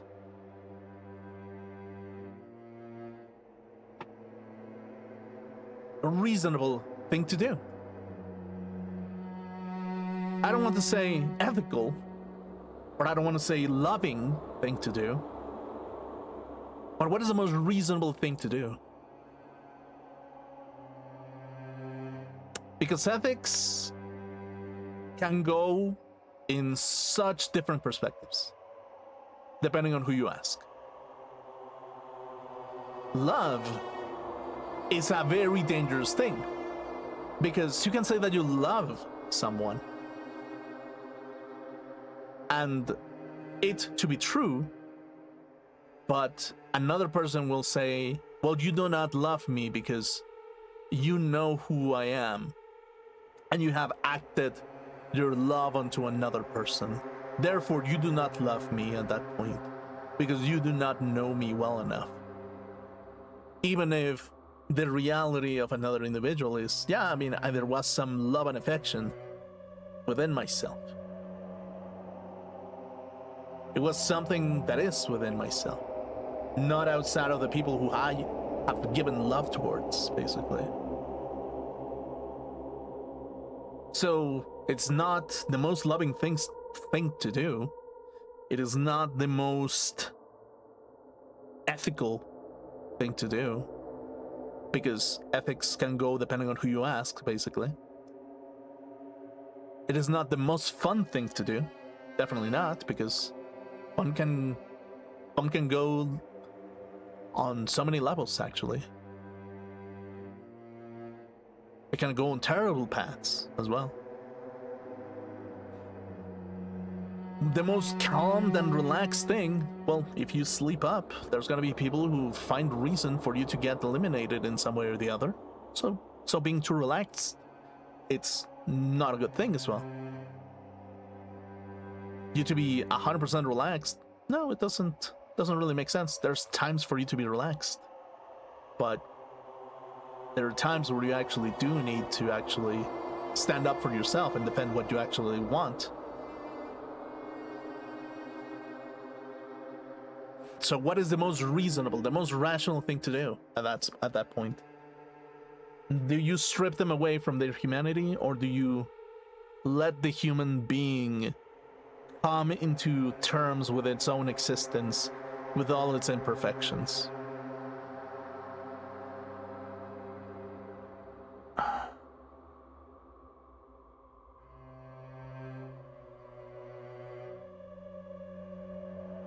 I think that's the most reasonable thing to do, basically. That is the most rational thing to do. Simply because if we just create heavens, there will be people who will ultimately destroy each other for the sake of reaching heaven, for the sake of reaching utopia, for the sake of reaching anything that is close to perfection. So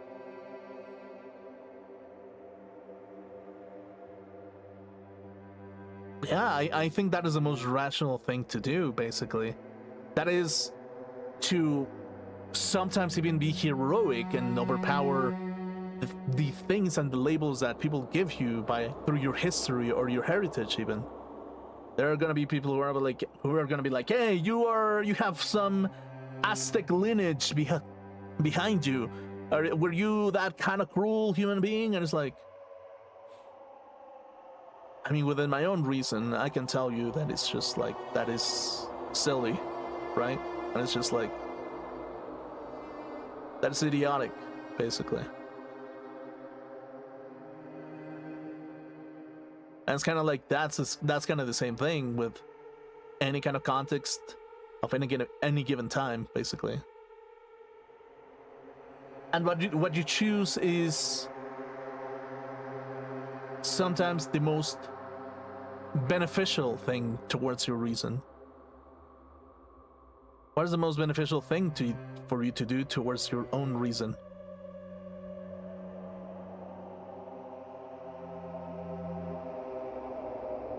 I was like, I trust my own reason in its own way. But will there be people who will not trust that reason?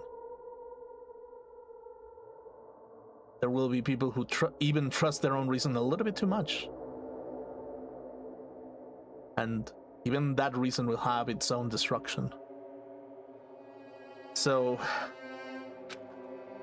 But they're trying to save the world, right? Whereas the Future Foundation, not our ally. I'm sorry, I can't provide that much help. If only it was more reliable, I wouldn't have lost my authority to a virus like this. All these new words make my head feel like it's about to burst. Can you tell me more about the Observer and that virus? Well, for this session, the New World program was programmed to house 15 people along with 2 monitors. 2 monitors? Yeah, they were disguised as a teacher and one of the students. They were intended to guide the participants in this way. By the way, their observer in the teacher role has been given the authority to influence you all. But the observer in the student role was not. They weren't given any special authority at all, so they seemed like the same to everyone else. What kind of authority does the teacher role have? As an example, the teacher creates the rules of this world and manages them. If the teacher is properly managing the rules they've created, there's no risk of abuse. But because of the virus infecting everything, that has changed. It changed this world where violence shouldn't have existed in the first place. The New World program would have promised eternal peace. But just like the outside world, it's become a world filled with violence and death. What is this virus? I don't really know the details behind its true identity, but that function is beyond my capabilities. No matter how much I try to stop it, it behaves as if it already knows what I'm attempting to do. In the end, it stole the portion of my abilities which contained my authority to build the world. It was a grandmaster chess player. It desperately tried to fight back so it wouldn't have complete control. But even so, a portion of the world has been modified at its convenience. She's probably talking about Monokuma Rock in a funhouse. Based on what she's saying, it sounds like she's on the receiving end on the one-sided attack. But alter ego should be an impressive artificial intelligence that the Future Foundation created. I can tell that just by communicating with her. Which means this supposed virus is also smart that it surpasses this alter ego. If so, that virus possesses an artificial intelligence just like her. Damn it, what the heck? Artificial intelligence waging an attack against another one. That's so freaking irritating. But how did the virus infect the New World program? The New World programs exist in isolation. It's impossible it was infected through a network. I'm fairly certain someone physically offloaded it. Physically? Perhaps someone secretly brought an extreme memory drive containing the virus into the facility, and directly uploaded it into the main computer where a New World program is installed. Based on my calculations, that's most likely what happened. It was brought to the Future Foundation's facility, but the only one person who could enter that facility is someone who was a member of the Future Foundation. Damn it, what am I thinking? Why am I assuming that what I just heard is the truth? Why am I assuming that everything is a lie?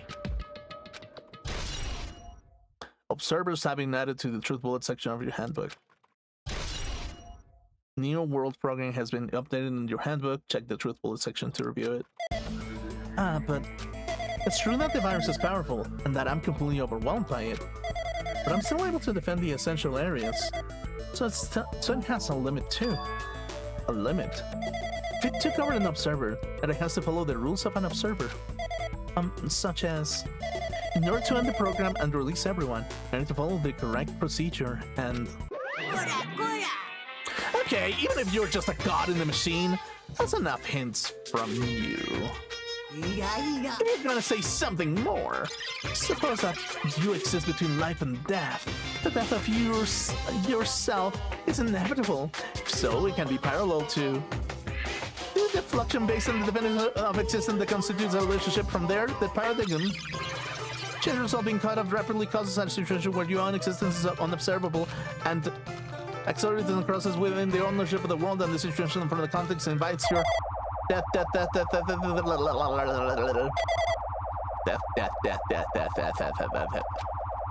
Hey?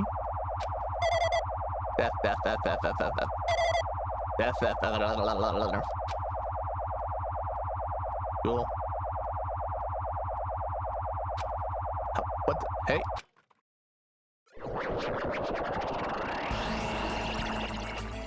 What the heck? What just happened? You're right here, aren't you? Someone is right there, right? Huh? Who are you? Are you different from the earlier one? Maybe he can't hear my voice from his side. I'm currently talking to the world through alter ego. Ever since you guys vanished into that space, the video's feedback has been pretty distorted. But even so, we were forced to watch you this entire time. Huh? Things you guys were forced to do, we were forced to watch it. Forced to watch us? I really want to save you right away, but because of the virus interference, I couldn't. Our orders are no longer being accepted, including shutdown requests. The new world program is beyond our control now. In that world, that person created an independent country that doesn't accept outside interference. But Alter Ego created an opportunity for me to speak to you directly. And if this means that's working, then it means that the person I need to talk to is right there, I hope. It looks like this guy can't even hear me or see me. Just who is this guy anyway? Is he our ally? Since there's no time, I'm going to say what I need to say and believe you're there to listen to me. But first I should apologize to everyone. I know apologizing won't help, but we didn't imagine something like this would happen. We never expected such an atrocious virus was lurking inside a new world program.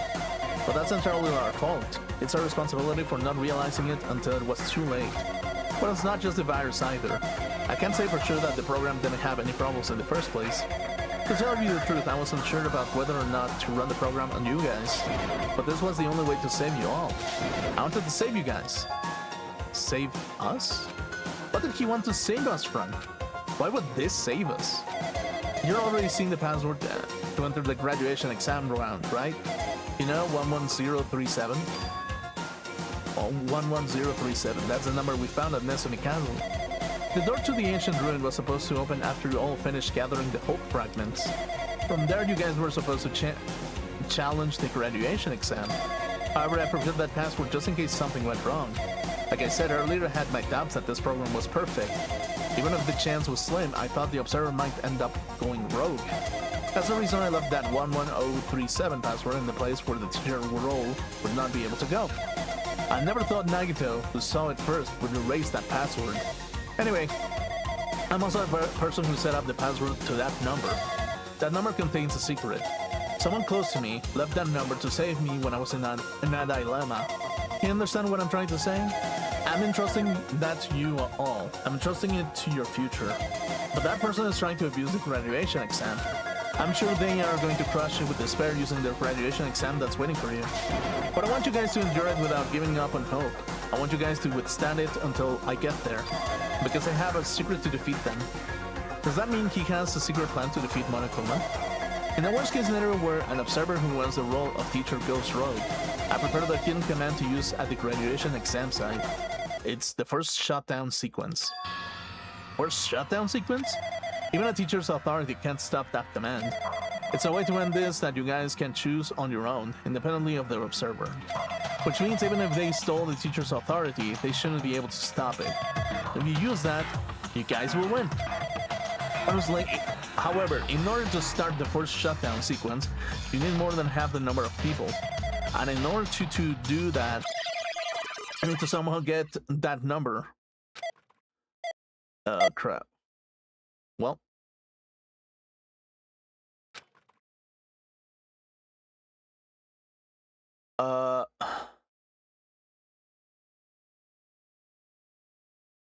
Death.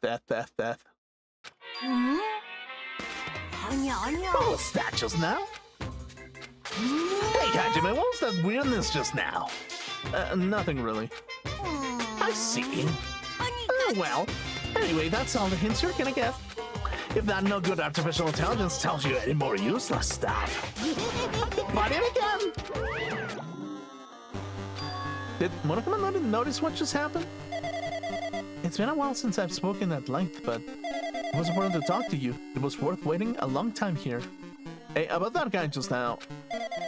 There shouldn't be anything else for you to ask me. I see, it'd be bad if Monokuma overheard us. That means Monokuma doesn't know about the conversation I had with that guy just now.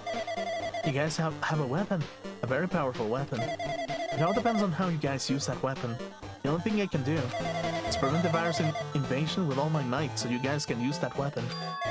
The rest is up to you all. Do your best. Do our best? Huh. But what do we have to do our best at? The mystery is getting solved. I'm finally starting to see the truth. But what are we supposed to do when that truth is really a lie? We know we're working towards a conclusion that nobody wants to hear. But still, do we really need to work hard and do our best? Is there really a reason to do our best? If everything was a lie, then isn't everything just meaningless? Isn't the same for the killings too? It's the same for the killings too. Even though we had to experience something as painful as that, something as tragic as that, wouldn't all of that be meaningless too? When the world is flipped over and becomes so irrational, what am I supposed to do? 11037. Shutdown sequence has been added to the truth bullets. Oh yeah.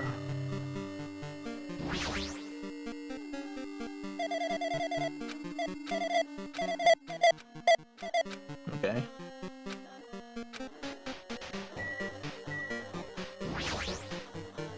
Interesting. Okay. Wow.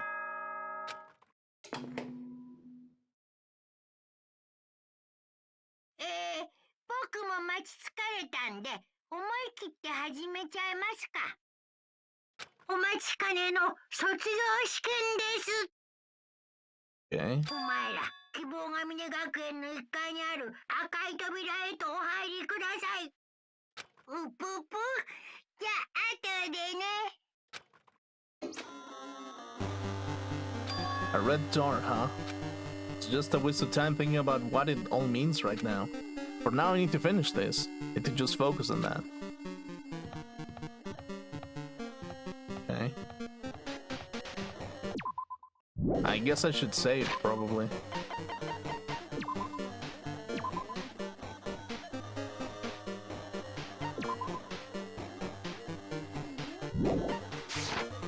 Okay. He means this red door, right? I just have to go in here. If I do that, then will this be finished?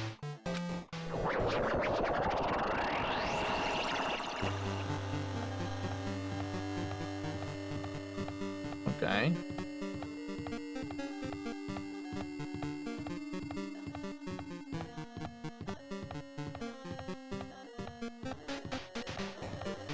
Welcome to your destiny. Class trial ground 1. Huh? This place. Looks like everyone's here. It seems that this is going to be the final place. ですが、 However, this place is... Is this a trial field? But... Oh, is this a trial field? But why is it a trial field? I'm sure it looks like a trial ground, but the vibe is way different than the one from before. あの、 We've been here before, right? Yeah, this should be the place that the door of the ancient ruins lead to. It seems pretty strange that we've been in that other building up till now. It's like we've been dreaming or something. If this is a dream, then this too is very...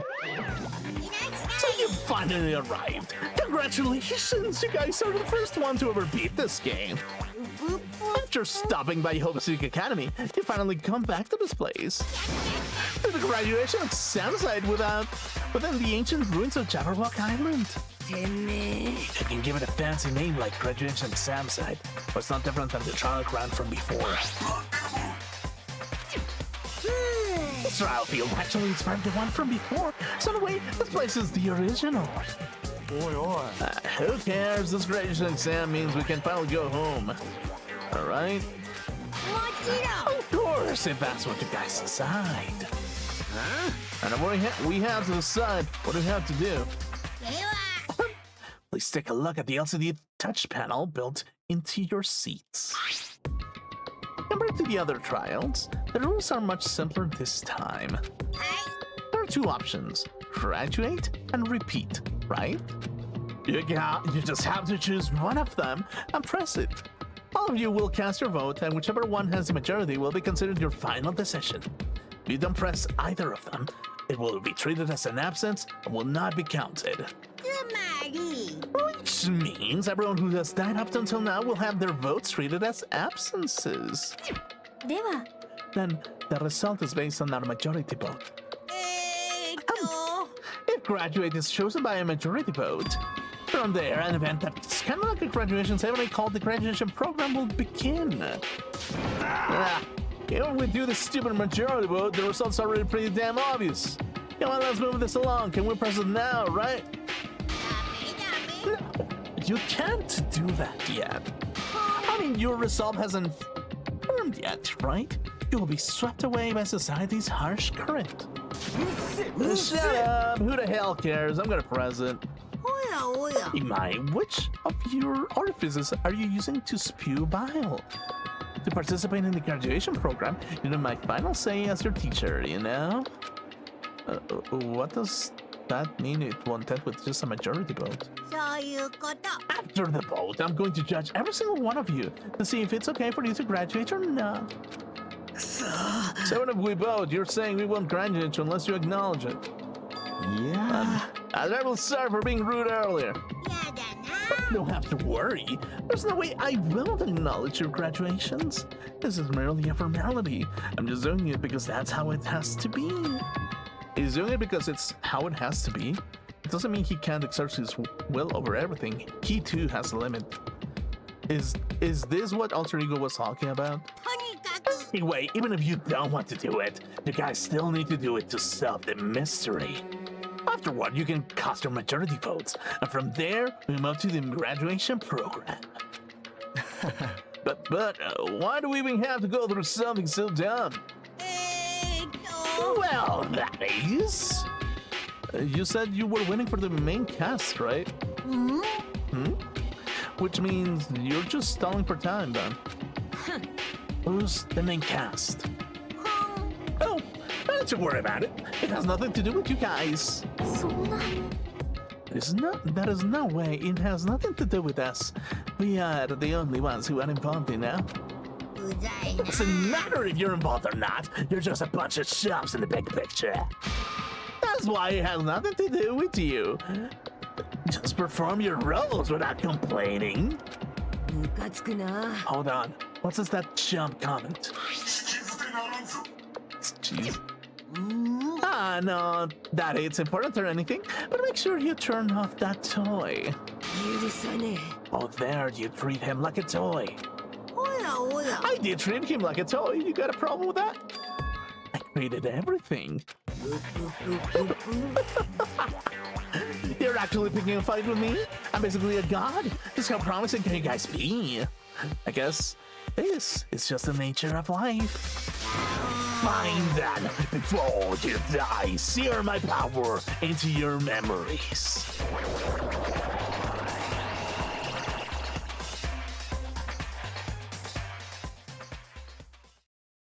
Okay. Well, that is the investigation. Yeah, the game set up the premise of the entire thing, basically. It's like...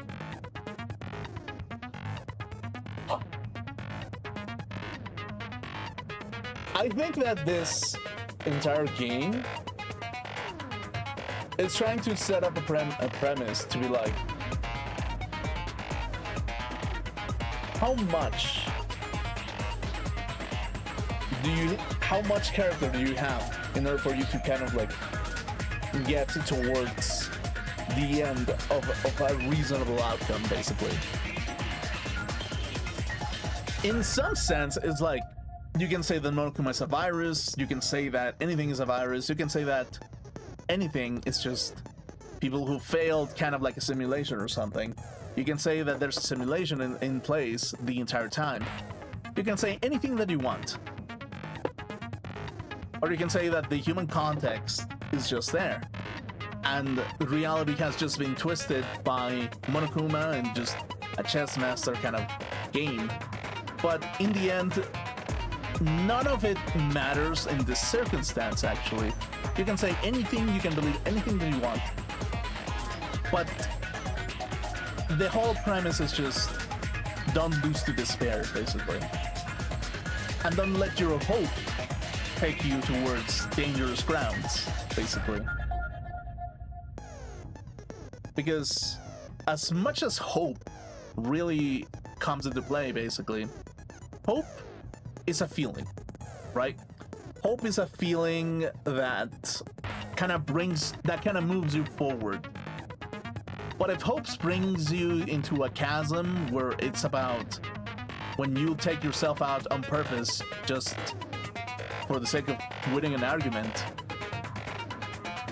yeah, that's the thing, really. It's just, it just kind of becomes this kind of the idea that it's just like, no, it's not that, basically. Sure, there's risky plays, but impaling yourself with a spear is kind of like really stupid to begin with. And it's like, if you think about it, that was the whole premise about Nagito in its own way, where it's like his hope brought him into this kind of like state of feeling where he like devoted his life towards the idea of hope more beyond his human idea of existence in its own way. And I think that's what it's trying to like portray, basically. It's just like, as much as you can push logic, as much as you can push sense and logic into an argument, the human side of things, in the preservation of things, beyond the idea of the absolute something,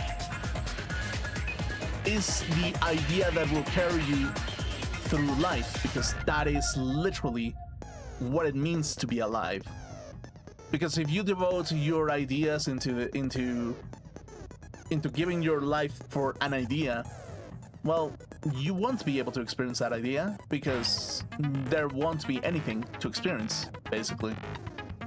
And I think that that's just the meaning of whatever the hell this Monokuma is trying to like put into perspective, basically, with despair and hope and so on.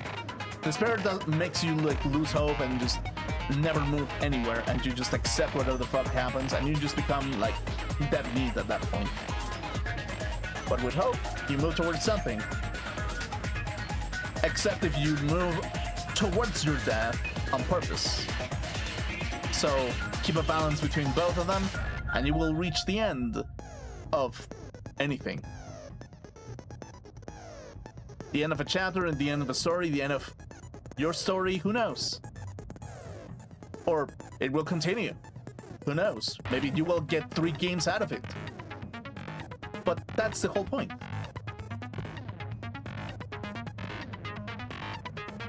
I think, yeah, it just seems like Danganronpa is just the definition of character building in some way or the other. Like, ironically. Before, I was like, dude, this is some twisted shit. It's insane. I love it. But Danganronpa 1, it was like, man, I praise the mastermind that actually made it into this. But the second one kind of gives it a different layer attached to it. It just kind of gives you this idea. With Nagito being a character, it kind of shows you specifically what the opposing argument of hope towards something is, basically. So in a sense, I kind of like, now with this chapter passing by, I can arguably say that Danganronpa 2 is way better than Danganronpa 1, for sure, actually. I still love it in my heart, Danganronpa 1 in my heart, but Danganronpa 2 gives another layer towards that. It gives a layer of psychological horror that makes you reflect over what you're doing and the reason why you're doing it. In Danganronpa 1 is like, yeah, there's still some layer of human existence in that sense. In this one, it's more like, okay, but what is your reality? What are you what are you a part of? What do you think you are? Are you gonna be the leftovers, or are you gonna be a person who is going to solve everything and get out, or get ahead, get whatever the hell?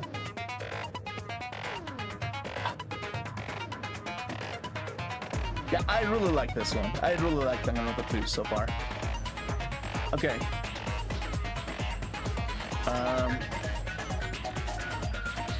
Okay, wait. Oh. Damn. man.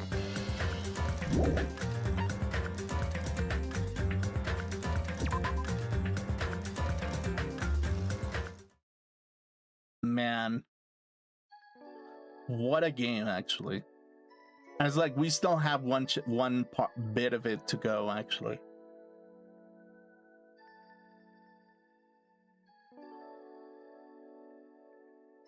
Yeah, it's like at the beginning we were like, oh yeah, this is the, yeah, we're using human logic first. Then we're adding a layer of like the aspect of reality. Which part of reality are you part of? Are you in the reality of despair that takes everything? Are you going to get overwhelmed and just dispose everything that you kind of like were a part of just because you were obsessed over like a school that gave you privilege and prestige and everything? Are you gonna throw that out of the window and say that it was all for nothing?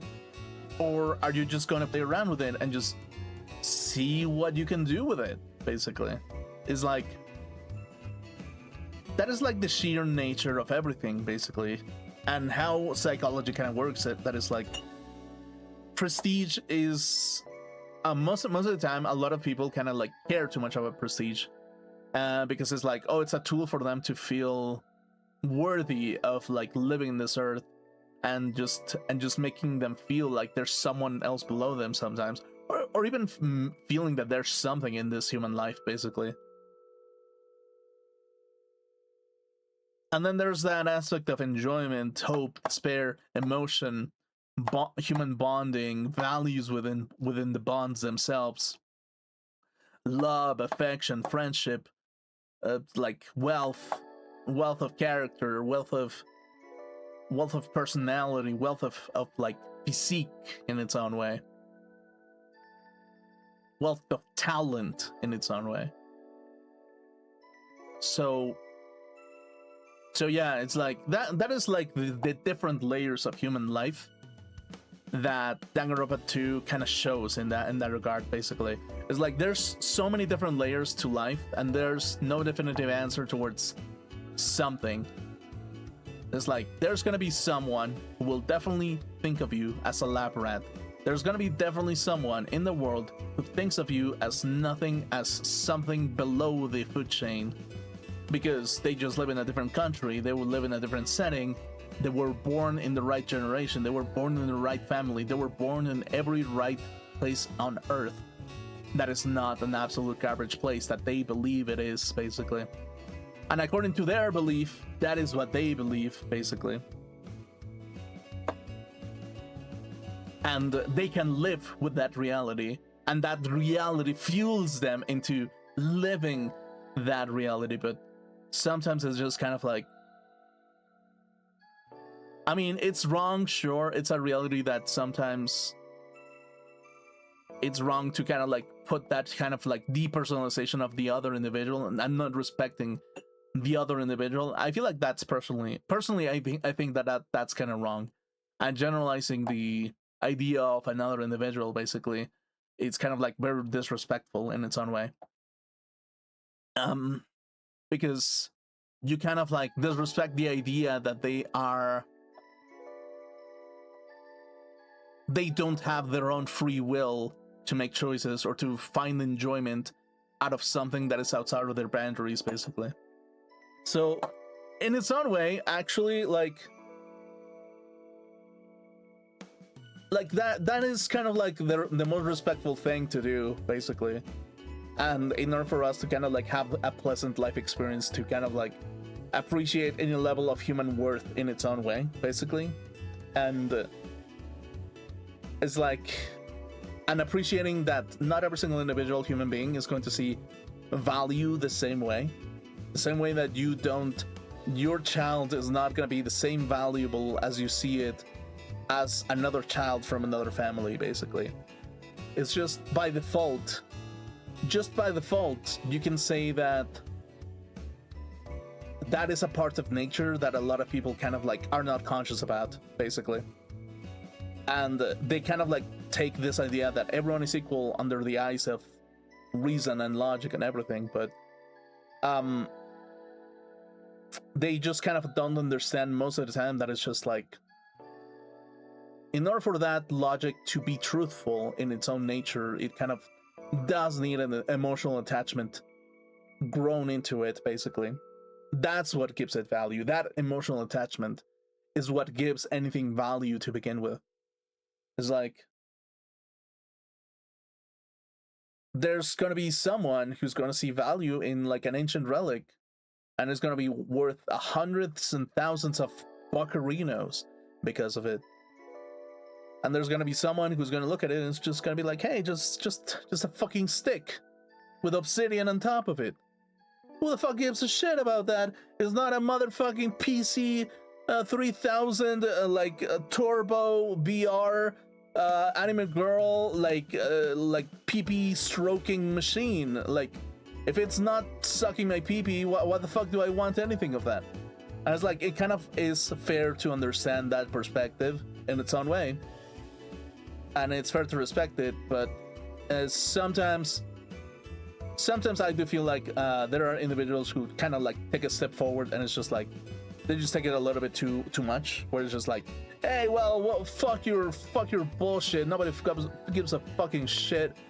Go fuck yourself or something.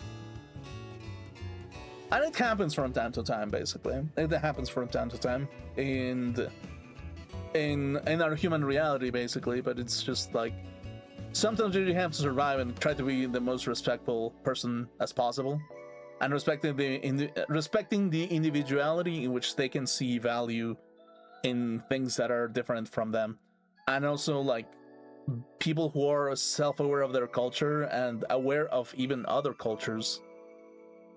And in order for you to kind of have that kind of idea, you sometimes do need the time to reflect on it, basically, which means that most people don't have the time for it. Most people don't have the time to reflect that type of idea of what their culture that they're a part of, basically. They just don't even think about it as a culture. They just think about it as existence in its own way, and an existence they have to defend, and against the barbarians that are against them, basically. And it's like, in its own right, they are correct in that sense, because there's context in which they kind of have to defend their own reality, basically. They have to defend it. In their minds, it's their utopia, basically. And in the others' minds, they're building an utopia of themselves.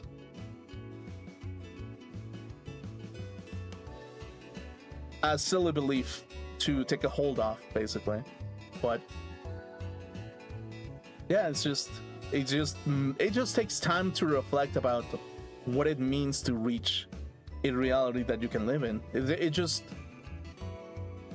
You just need like a dedicated mindset in order for you to kind of like reach this kind of conclusion of the cultural reality of humanity. It's just like a very constant moving block of societal power and societal influence.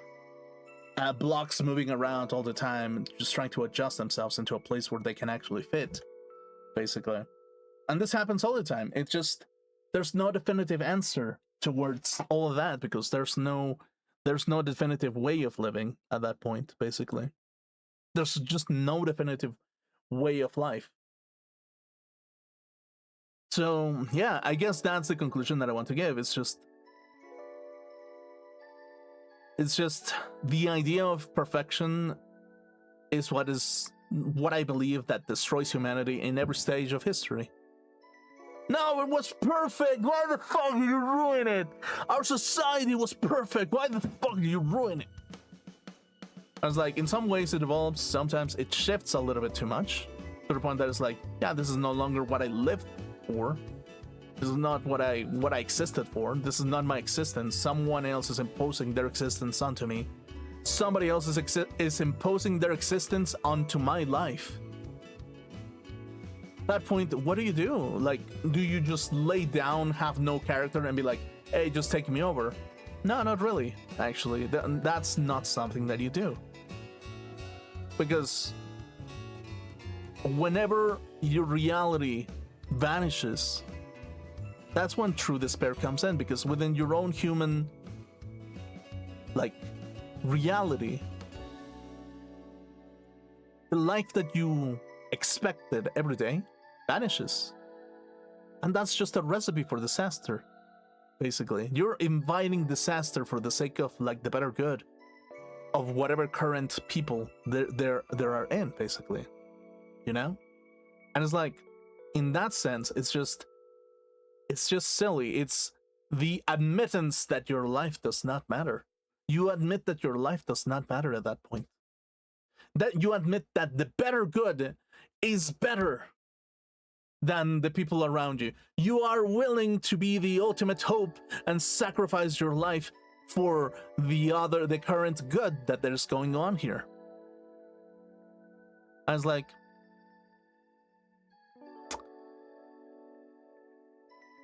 if they don't respect you, then how can you expect, if they don't respect your individuality, right? How can you expect that they will not try to demonize you because you're different? They will demonize you because they're different. If they don't respect you, they will demonize you. And hell will come unto you, and destruction will come, and you will build resentment, because now the people who kind of were that towards the world that you were living in, you kind of become this resentful like individual that is just like, hey, I was doing everything right, and suddenly this one guy tells me that I'm wrong. Like, sure, I can change my mind about something and I can respect your individuality, but if they're not respecting mine, what am I to do? They're not respecting me. If they're not respecting myself of who I am, what the fuck am I supposed to do? Am I supposed to just lay down and die? No, not really. Not at all. So that is in itself like the whole aspect and the psychological horror that it means to live in a very constantly evolving worldview, basically.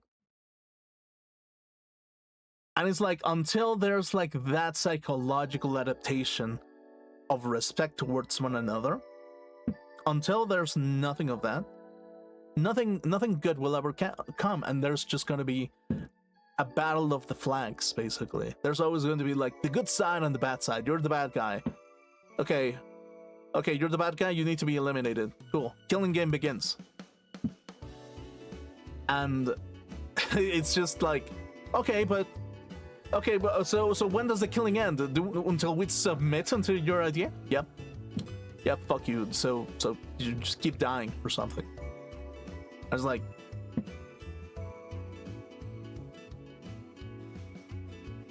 so that's kind of like the core aspect of things, basically. It's just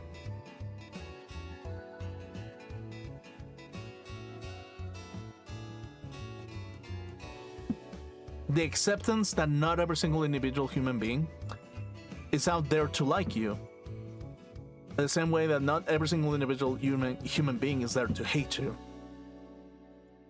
But rather just considering the individuality and the freedom of your individuality that there is to be, so you can actually coexist, find the bonds, discover, find whatever meaning there is to life, respect the life that you have, build your own character so you actually survive with the things that actually matter to you, and continue and make things and continue building them to things that actually matter to you. At that point, basically, that is what it means, basically, to be an individual to begin with. That's what it means to have any sort of meaning in your life, basically. From the horrors of people who play to be Monokuma or to be the one ahead of you, basically, to the ones that try to shape you into a particular thing. You have to consider that there's boundaries within the ethics, and there's reasoning behind it, basically. There's reasoning behind it. And there's going to be people who think that they're so smart that they have figured everything out. And that it's not that they're wrong. It's just that their logic has that limitation. Their ethics have that limitation. They have that aspect of life that makes them not understand certain concepts because that's just not how the life that they've lived the entire time. There's limits to it. There's always going to be like that aspect, and especially if you live in different regions, that's just going to be a thing that happens. It's inevitable. So, yeah, I mean, I don't know what to tell you. It's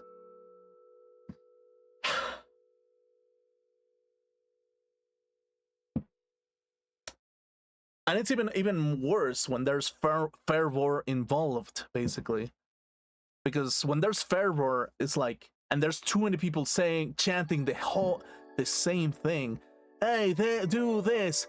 Hey, do this. Hey, do this. Then it just becomes kind of like a little bit of a dangerous game at that point. And the people become Monokuma, and they're like, let the killing game begin. Let's just purge whatever the fuck we disagree with. Fuck you all. Hey, you think that you got rule over us? No, I'm gonna dominate you, and you're gonna fucking suck it dry. So, yeah, it's not that they're wrong. It's just that within their logic, they're right. Simple as that.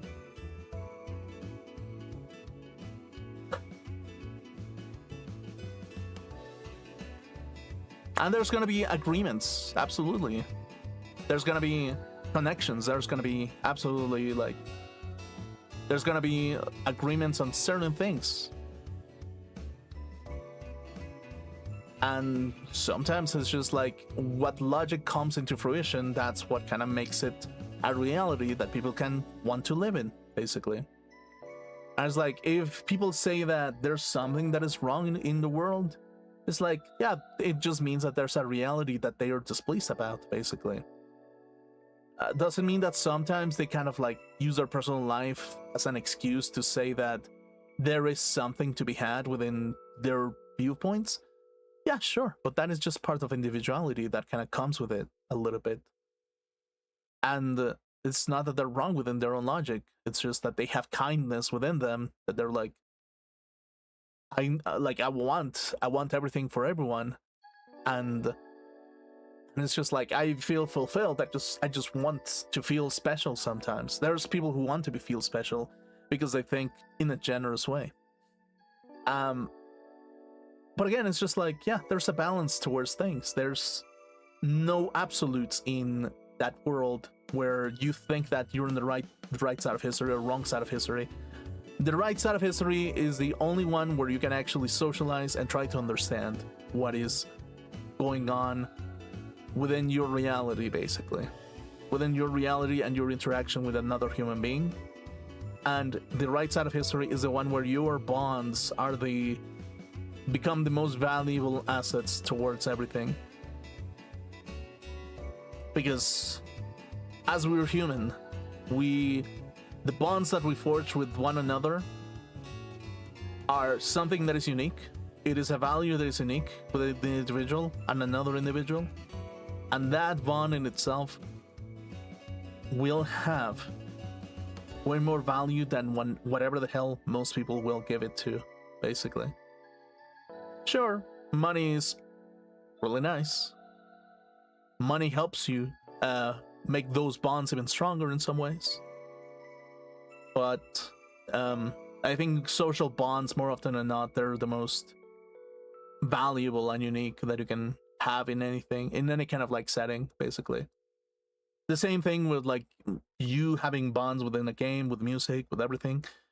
Those bonds are like also one of the most valuable things that you have as an individual, because you can hire an individual because of it. You can have your own unique taste, your own unique anything, rather. So, yeah, I mean, that is the thing about human nature to begin with. It's programming languages that try to understand each other constantly. And they're not always going to be right. And that's just it. Sometimes you just have to be like, hey, this kind of works. This doesn't. Okay, let's talk it out. Oh, this kind of doesn't work out. This kind of works out. Okay, cool. And just go with it, basically. So, yeah.